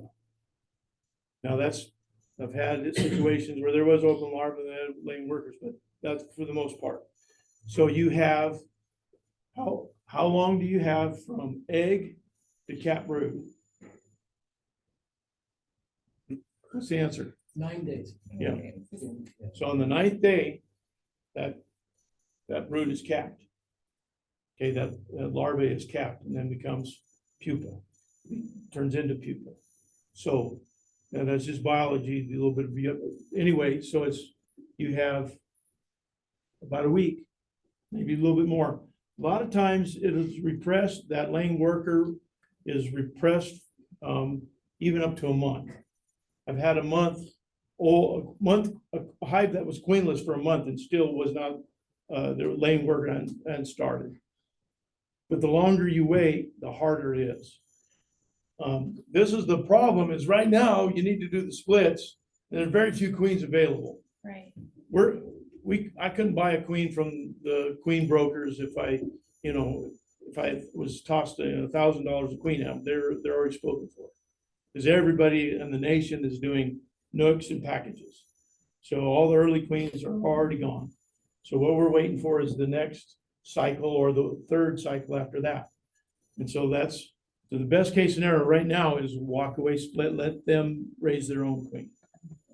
But again, you can slow down or even stop that laying worker issue with frame of larvae.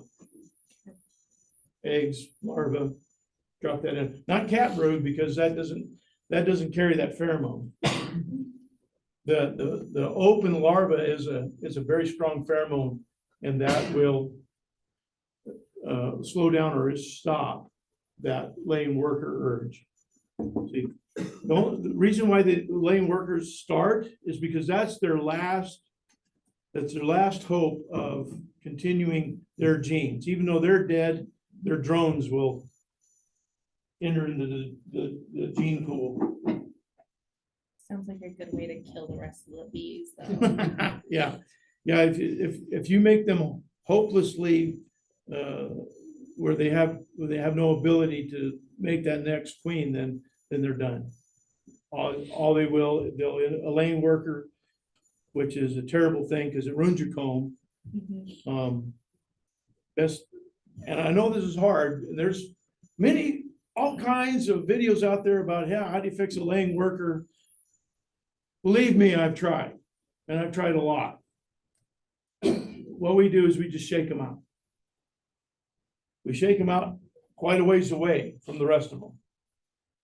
And I don't put anything back in that spot. If this was a laying worker, I'll take these frames and I'll shake them out at the other side of the yard. I mean, as far away.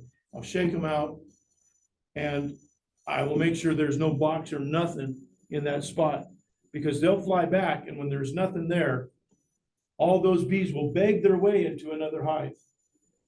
And a strong hive will not allow a laying worker to come in. They'll keep her out. They won't let her in. A weak hive will. Sorry, Doug. A weak hive will, and those laying workers will destroy another weak hive as it comes in. So that's why it's hard. It's just, if you got a strong laying worker hive, they'll take over another hive. Know that from personal experience. Yeah. Happened to me last year. And they'll kill the queen too. Yep. Yeah, they'll go in, they'll kill it. So a lot of people say, well, I'll just combine them. I'll do the newspaper thing and I'll combine them. You can't tell who she is. They'll wreck it. There is time. You can tell a laying worker. You can? Yeah. And I'll bring some pictures of laying workers. They're runts. They're shorter, and they're usually darker in color. When that metamorphosis takes place in the body, it changes them. And I have counted 5 laying workers in one hive. Wow. We call them sliver pickers. And you can tell them. And again, so the best thing to do is shake them out. Or just let them die of attrition, and they will die, because there's no way they'll continue. I mean, in a couple months, all those bees will be gone or dead. Because there's no way for the next generation to start. They have no ability to. They make drones. Sure. Real good at making drones. And I really don't like those drones either, because they're not raised right. So really, those drones are not that good. That's the drones I'm after. That was a tangent. Sorry about that. You might have got some information there. Now, so this one's gonna be good. I'm gonna check this one to make sure it's not too strong. It's gonna swarm again, because second and third swarms can take place. This one here, I'm gonna make sure that the queen's cells are started. And if it's not, then and once that cell is close to being capped, I'm gonna leave it alone for a month, at least a month, okay? And let it do its thing, be happy with it. And hopefully everything. Now, you said, I don't want a bunch of hives now. I've doubled. How do I combine them? Great question. Swarm season really tapers down the end of May. Right in there. maybe a little bit before. Now I got all these hives. How do I combine them? You want to find the queen before you combine them. You want to find one of the queens. And what I do is I find which one is doing a better job. I look at the laying pattern. Laying pattern side to side, top to bottom. There'll be a little band, a honey or bee thread around the top and like a rainbow. But wall to wall, top to bottom, good laying pattern. She's hitting every hole and in the center of the hole, not to the side, not the egg's not hanging off the wall. But one egg looks really good. That egg is really easy to see. It's not just bent over or really tiny. A tiny egg, that queen is on the end of her life. Good size egg, side to side, top to bottom, hit every hole. That's the queen I want. The bees are gentle. The bees are nice to me. They're happy when they see me. They're singing when I see them. I want that beehive. All those are genetics from the queen. They're bringing in resources. They're taking care of the mites. I'm seeing the Varroa sensitive hygiene. They're the uncapping, the capping, and the uncapping that's taking place, or they're taking out the larva that is infected with the mites. And I see out the front door. In other words, a beautiful capped frame of capped brood, but there's a couple of holes here, 3 or 4, maybe a dozen holes in the middle. That's the Varroa sensitive hygiene, and I want that. So she has that. I'm gonna hang on to that. I did a mite wash. Okay, might wash this and might wash this. This one has a 2 and this one has an 8. Well, that's an easy one for me. Sorry, baby, you're going, okay? This one I'm gonna hang on to. And so I'm looking at which hive, the genetics I want to hang on to. And the one that I don't, I'm gonna go find this queen, okay? And you can have a little ceremony. And now, once I killed this queen, I don't combine them right away because the queen mandibular pheromone is very strong. And if I just set box on box, there's going to be a war. Okay. They're not going to get along. Some people will do the newspaper thing. They'll put a newspaper on top and poke a few holes. And so by the time they get done chewing through that, then they're all happy. I'll wait a day before I do that. If I'm in a big hurry, I'll do the newspaper thing, or I'll hose them all down with sugar water. I'll take a spray bottle with sugar water, and then everybody gets a bath. And by the time they get done licking each other off, they're all friends.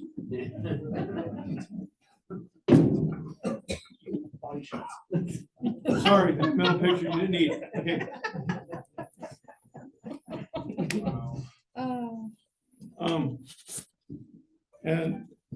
But if I'm waiting a day, I'll normally do the same thing. This one knows that they're queenless. This one knows, hey, and they're gonna start drawing out a queen cell. That's why I won't wait more than a day or two to combine them. Oftentimes I'll still do the newspaper in between. That is a sheet of newspaper or butcher paper, and I'll put in between them, I'll poke a couple of holes, and that keeps them apart for a little while. And then by the time they're working those things out and they get together, they're fine. And the bottom one, and the reason why I always put the split on top, if I'm gonna add one, I put it on top because that queen mandibular pheromone rises with the hot air. And so it'll flood the upper one instead of trying to push it down. So that is the best way, in our experience, to combine a hive. And now you have a monster in the middle of the summer. That is one reason. The only thing that's going to happen is you better have some honey supers ready. Because these fools were going to put up some honey. So yes, it's work. And you had to do some splitting and you had to spend some time in the apiary. But you have strong hives. You have the best genetics. You might have a brand new queen now. Brand new queen. And that's, so you shaved off a couple of, you gained a couple of years on a brand new queen. And you got a powerhouse beehive.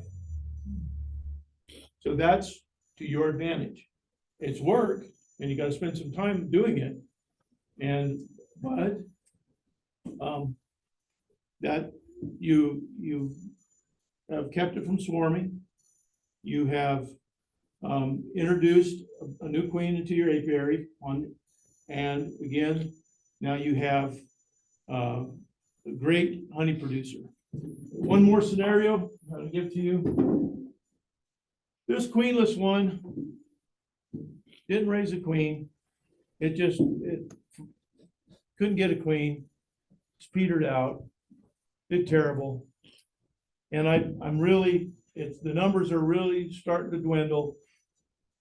Instead of trying to raise another queen, because that month went by and I still don't have a queen, I'll just combine them right now. Okay, I'll put them together instead of worrying about it. This one is queenless. Readily, these two get along real quick. Sometimes I'll spray, sometimes I'll just drop a box on there. I'm working on one side of the yard. This one's queenless. That was the split because we got marks. Boom. There's the same genetics. Real close. These bees, this queen was their mom. So there's no issues there already. And a lot of times I don't have to do anything and they're just, I'll crack the lid and they're already working together within 5 minutes. Boom, it just happens that quick. So a lot of times I'll combine them. I split them, split didn't work, combine them back. And that you don't have as strong as you would normally if you waited, like I said, and you got two queens and a couple months later and they all have a bunch of brood, but you didn't lose anything except for a few bees. The workers that work, 1 month goes by. I think, was it you that did the math? You had 1,200 in the summertime, 1,200 a week. 1,250, yeah. 1,250 bees a week that are dying. A week. That's on average. In the summertime, that's how many workers are dying. So you're gonna have a little bit of less workforce, but you combine it and they're stronger. Okay, any questions on splits? You combine them at the month mark where you. No, it's just what's going on. Okay. I don't have that calendar where you're coming in, I gotta be here. You can, and that would be probably about a month after the split, if it's still queenless. And you don't want to buy a queen, or because now you're behind the 8 ball. A month later, you don't have any nurse bees to raise that next generation. So if you're gonna make this work, you gotta take a couple frames, 2 or 3 frames of brood and drop in here, and it's still not a sure thing unless you got a queen. So that's when I'll just recombine them after a month. Boom. Won't even mess around with, because again, that's why no nurse bees. If I had Orem and I take frames over, and there's sometimes you just cut your losses. Sometimes, hey, this is not gonna work. Sometimes, and it's by the year. Some years, man, we're like on our splits, when we split, we put in a queen cell. So 2 days later, even before they have put out a queen, they're starting to develop queen cells, but we put in a queen cell that's gonna hatch within a day. We'll drop in a queen cell and then, and some years, man, it's like 50% made it is all. So, we're combining a bunch. Some years, like this year, it's closer to 80%. So it was a good year. So it just depends on weather. You gotta remember, if it's raining during that, they have that window of 1 week to go make. That queen goes out, she's got that 1 week, approximately, give or take a few days, maybe extend that. If you got bad weather during that mating flight, she goes up to 4 mating flights, up to, usually 1 or 2. Mates with up to 4 drones per flight. Hussy. And if all goes well on those 4 different flights and she comes back, she's well mated, well, everything's great. If not, then it's done. There's no hope. So just combine and throw them back. But that's on your splits, I see the wheels turning.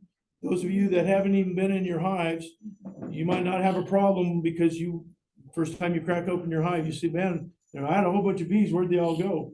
I start doing this.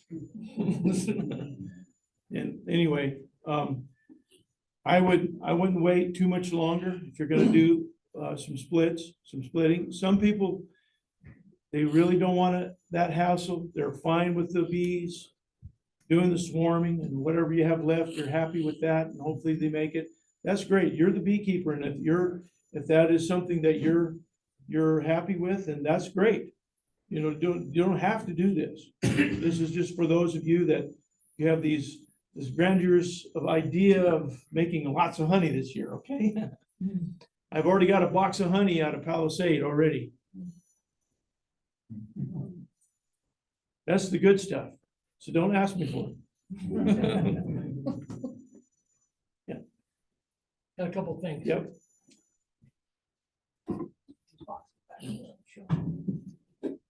This is your colony. It has decided to swarm. Experienced beekeeper, you can do some things to keep them from swarming, but most likely they're going to swarm. Either you're going to swarm them or they're going to swarm. He's already said that. One way to think of this is when you make a split, think of a split as a manual swarm. You are swarming them, basically. Because if I take this box away and the queen's in here and there's half the bees, well, they think they swarm. This one loses queen pheromone, so they think oh yeah, the queen left. So they think, so that's one way to look at it. It's just a different way of thinking about it. It's a manual swarm. That kind of clicks with some people, just using a different term there. When Jason was talking about, he gets them all set up like he wants them to make a split. Okay, let's just say, for the sake it really doesn't matter, but that the queen's in this top box, and he's got the excluder in here. So the next day he comes back from this one, he's going to take the one with the queen off to another spot. Okay. If this entrance is facing south in your yard, when you take this box to the new entrance, put the entrance facing north. That will help bees stay in this box. Same thing, if it's east-west, entrance is to the west, the top box, face it east, wherever you set it. That'll also help the drift, because these bees, when they come out of the front door, they're seeing something different. Hey, something's wrong. The sun should be over here, and it's over here. And so they'll reorient, and it'll help you And keep some those. people will put branches and just to try to skew the orientation. And some of that helps. It does help. Now, this one's from experience. You know how he keeps giggling about things he does with his experience? You get this all set up, you know the queen's in the top box, and you're gonna go take her over to another place. When you lift this box off, look for the queen on that queen excluder. Done that. Done that. Because what happens is you take this over there and you put it down, and then you take this queen excluder, and you're just not paying attention. You do that, you're over there, well, then you come back and say, wait a minute, the queen was in this box. But she's a marked queen, so you're like, uh-oh. If you have one of your hives decides to swarm, and believe me, I've had up to 23 swarm cells in one column when they've decided to swarm. Get on Facebook or call your friend, your beekeeping friends. Hey, do you have any queenless hives? Are you having a problem? Because you might have 5 frames in here with queen cells on them, and your buddy's hive just went queenless. You can take one of these with 3 or 4 queen cells and give them to him. He can put them in his queenless hive. Don't just scrape them all out or decide that you don't want to. That's just how we can all help each other. We do that a lot in smaller clubs.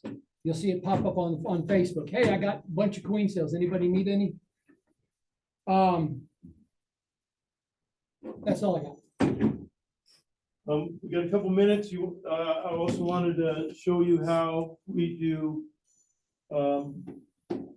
oxalic acid extended, if you're interested in that.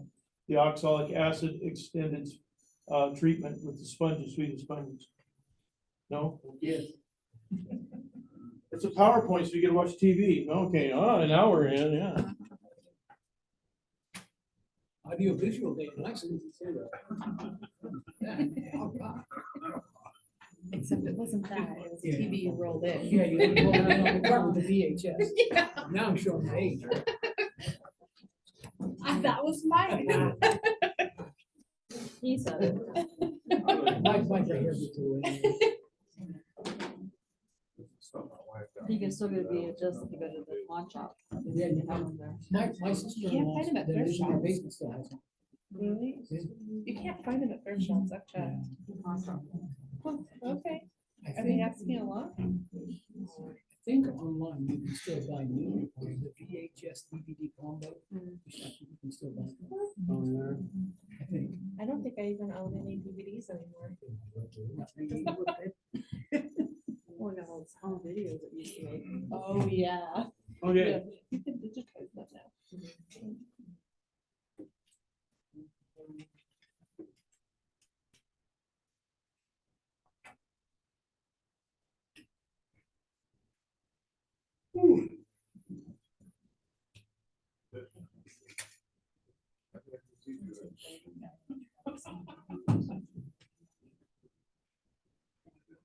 Are you gonna go to the beach? Yes. I'm gonna do Yeah, that. this works. Okay, oxalic acid, okay, you're gonna have some drift. Basically, even though you were a good beekeeper and your bees are doing well, you're gonna have drift. And there's going to be bees that coming in from other colonies. Somebody was talking to me that you had, like, you wash testing 3 or 4s or 2s. Yeah, I was doing 1, 2s all summer, then my last wash before winter, I had 12, 17, and 30. So, So what that comes down to is drift. There's hives absconded close to you that had a high mite load, and they begged their way into your hive. So even though your bees are doing well, there's always gonna be some drift. So here's the first thing that we use when we're talking about extended oxalic acid sponges. First thing, what we do is we got a turkey roaster here, and once you use this for oxalic acid, you can't go back and cook a turkey. 'Cause it'll, okay, well, you can. You might not want to, so we get one of these, but you can do this, if you do it inside, just make sure it's well ventilated. If you can do it on the stove, whatever pot that you use, make sure you got a little, something to heat it up with, right? Oxalic acid comes in a number of different ways. This is from Florida Laboratories. That is what Man Lake, Dadan, Better Bee sells, that product right there. We get it by the 5-gallon bucket. It's the same thing. You can go to True Value and buy what is called wood bleach. It is oxalic acid. And it comes in this little container, and it's oxalic acid. It's the same thing, and there's no difference. The only difference is that Florida Laboratories has got the license to sell it to beekeepers. And Amazon did, but Amazon's a whole lot cheaper. Same chemical, it's the same, and so you don't need a bunch. A small bag like that, if you only got a couple of hives, that's plenty. The other ingredient is vegetable glycerin. This is important. Not olive oil, not Crisco. It's got to be vegetable glycerin, okay? And again, that's easily obtainable on Amazon. If you go to natural grocers, you're gonna pay, what would you say, $12 for a little? For an 8-ounce jar, I think it was. $12 for an 8-ounce jar. I buy it by the gallon or the 5-gallon bucket for $30. So it's extremely cheap, Amazon. It's vegetable glycerin, that's important. Second thing is the Swedish sponges. Now, these are, they come in packages of 10 or 12, and they're usually 12 inches by 8, something like that, 12 by 8. I use Wettex, Wettex. Wettex, because it will not emulsify. Some sponges actually emulsify and they fall apart. We've had Wettex last for 6 months. Had a couple of hives that we missed and we didn't get them off of there. You can leave them on indefinitely. It does not hurt the bees. It hammers the mites, but Wettex does not disintegrate. It costs a little bit more, but it's worth it because you're going to get that second and third month. What we do is we cut these into strips of 4. So this is a 12 by 8, and we cut that down lengthwise about 2 inches wide. And then those strips are laid on top of the frames. When we'll get there in just a second. Do not cook your oxalic acid and glycerin mixture over 170. And at 170, a chemical reaction takes place, and it's not good.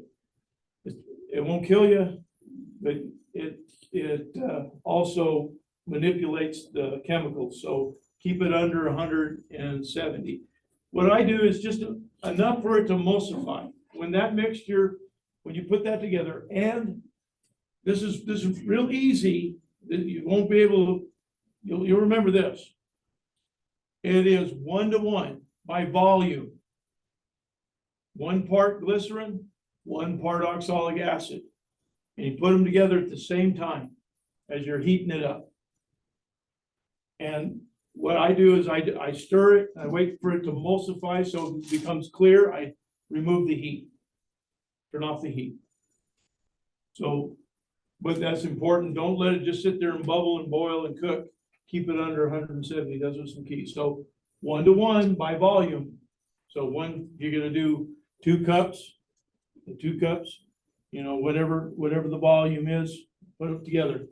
For 1 hive, you're only gonna need 1 sponge. So you don't need a whole lot of these chemicals or these ingredients.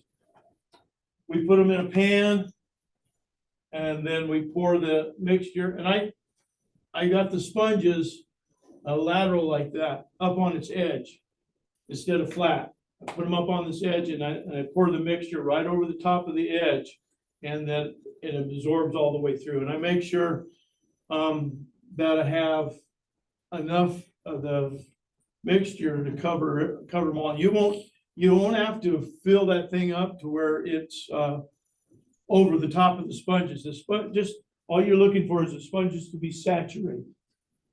Okay, so the sponges are, and sometimes like in the middle here, or in the middle of the sponges, sometimes you didn't get enough, and so they're dry in the middle. So what I do is I'll take some tongs and I'll move them back and forth to make sure that oxalic acid mixture has gone all the way through and they're all saturated.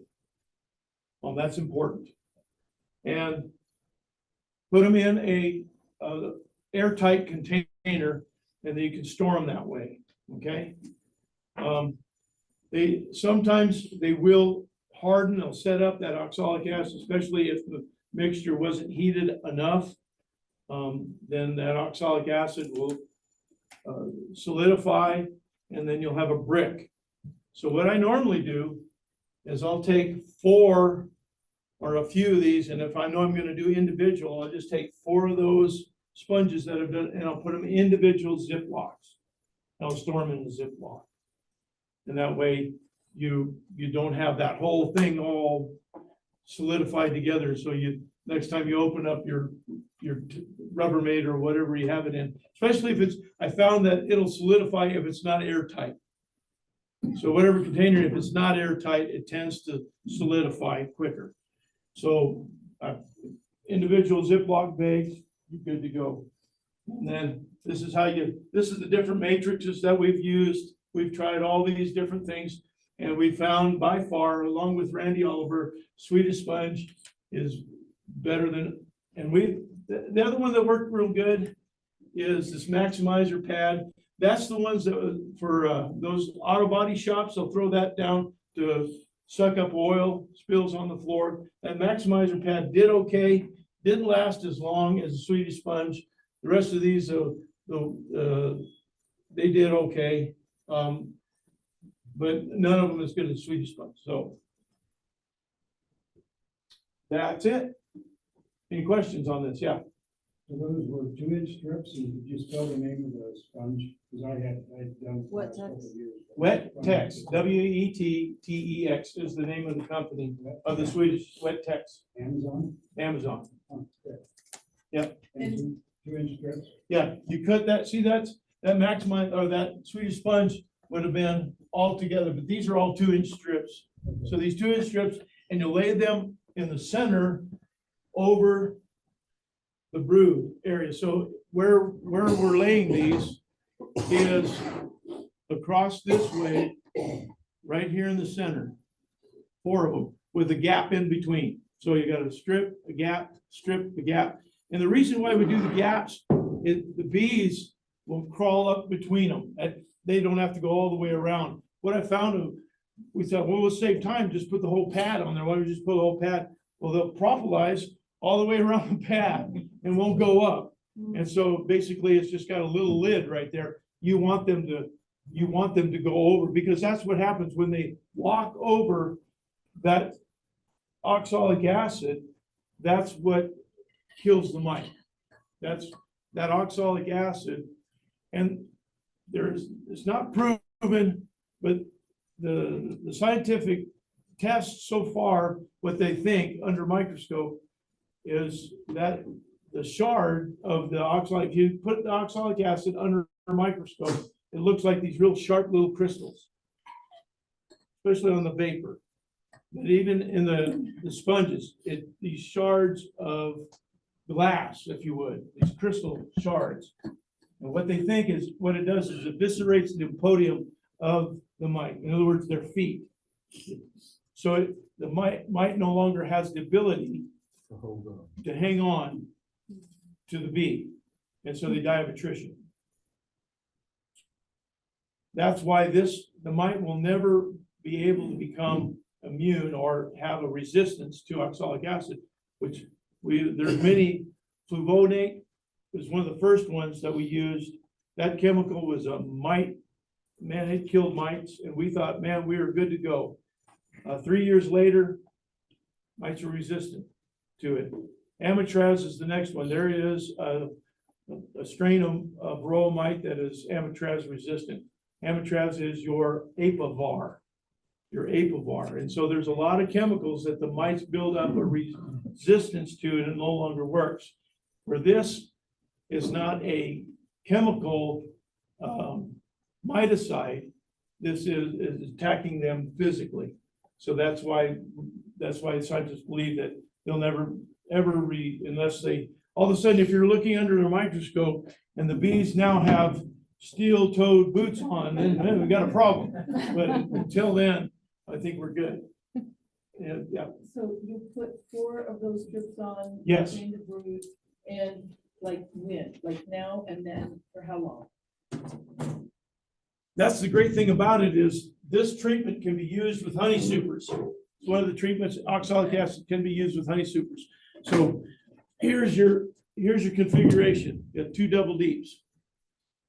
It goes in between on the bottom, on the top, 4 strips, and you can leave these on all the way into the fall, actually. Okay. For a And season. yeah, Awesome. that's the Swedish sponge, and that's why we use the Swedish sponge, is it retains the oxalic acid. It stays moist. In the fall, when we're pulling these off and getting ready to do our fall splits, they're still working. So it's been a game changer for us. I mean, we've walked away from all miticide because we don't have to use it.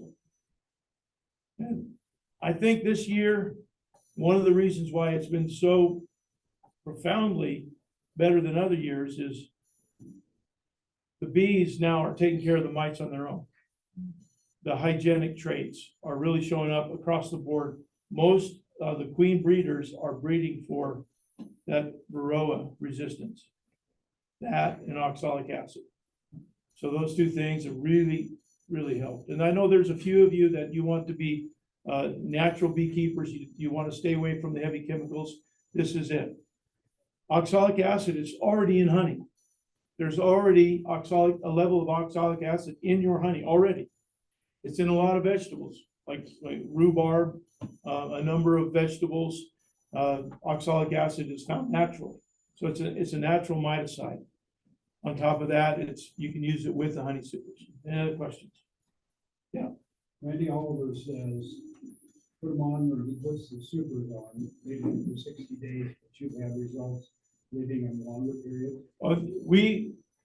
We're putting them on right now. Before Randy uses different treatments. He doesn't use exclusively oxalic acid.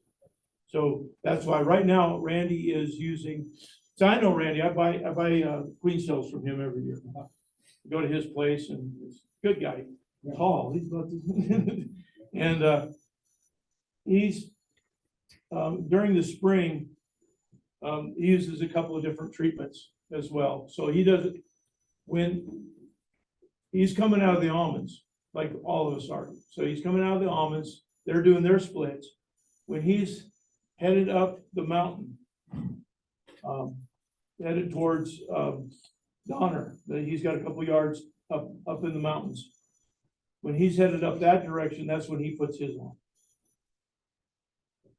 And that's before the honey. So, but after he splits, and that's, so basically it's about the same time that what we're doing right now. But anyway, that's, if you want to do another treatment, if you want to do a spring treatment before this oxalic acid, then yeah, you're the beekeeper. I'm just telling you what we do and a lot of you have asked me about this process. That's why I'm presenting it.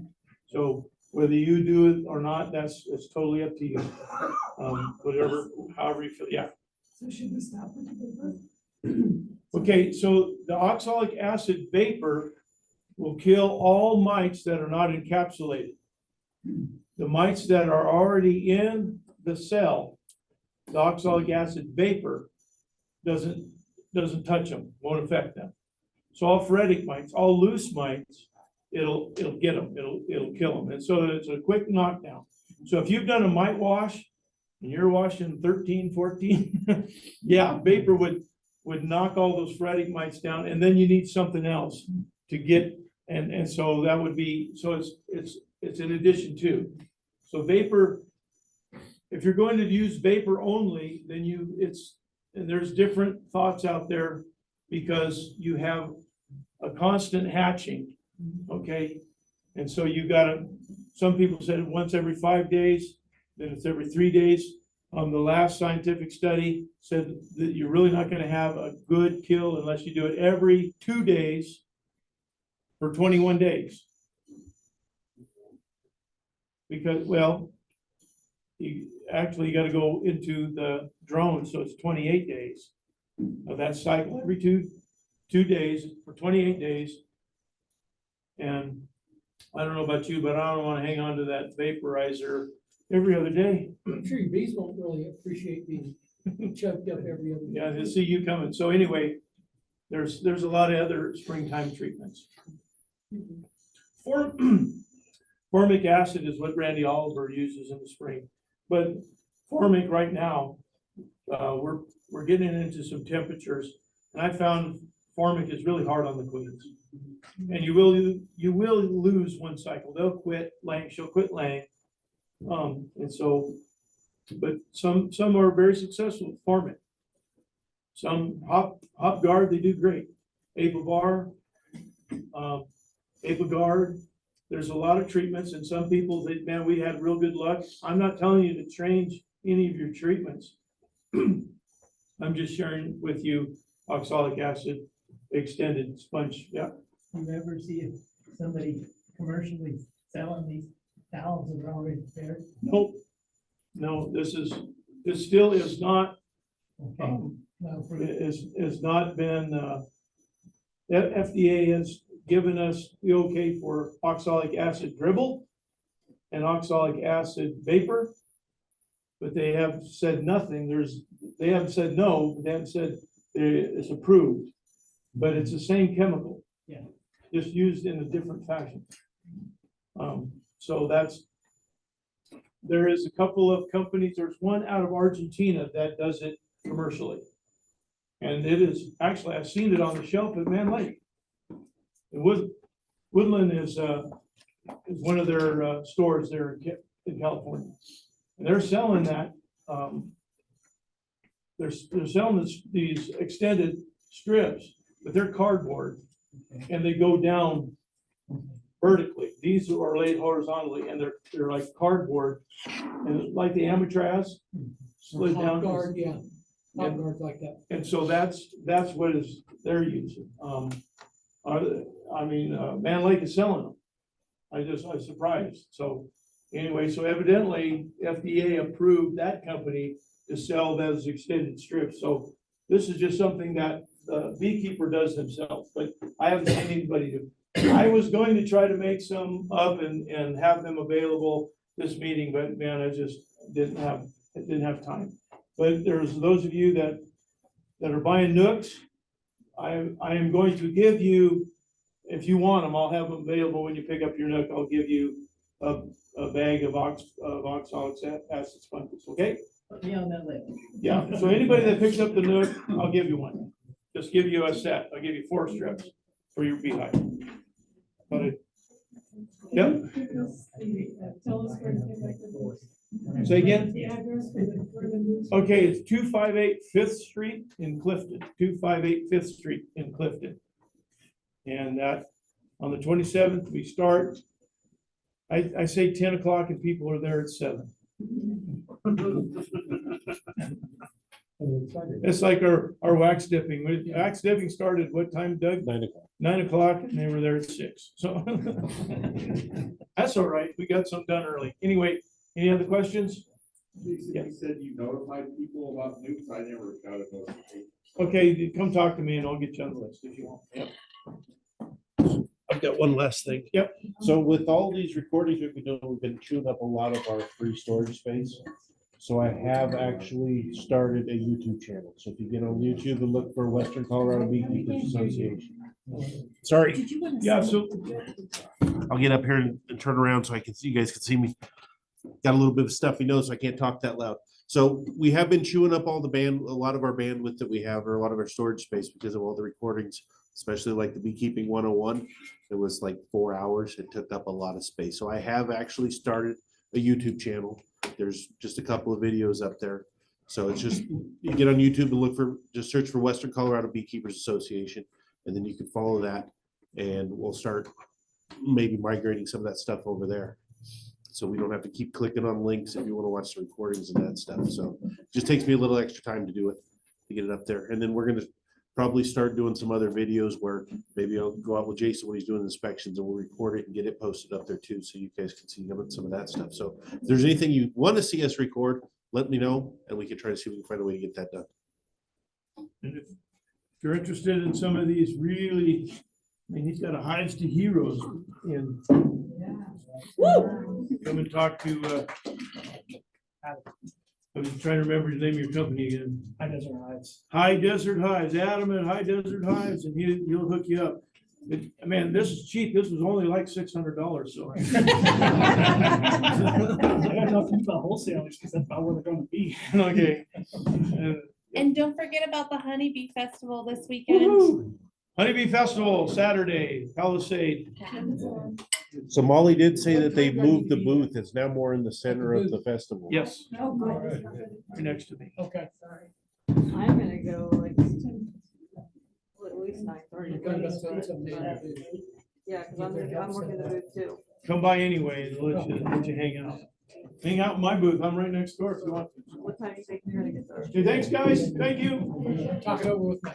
If you send me the. She tells me, she keeps it all.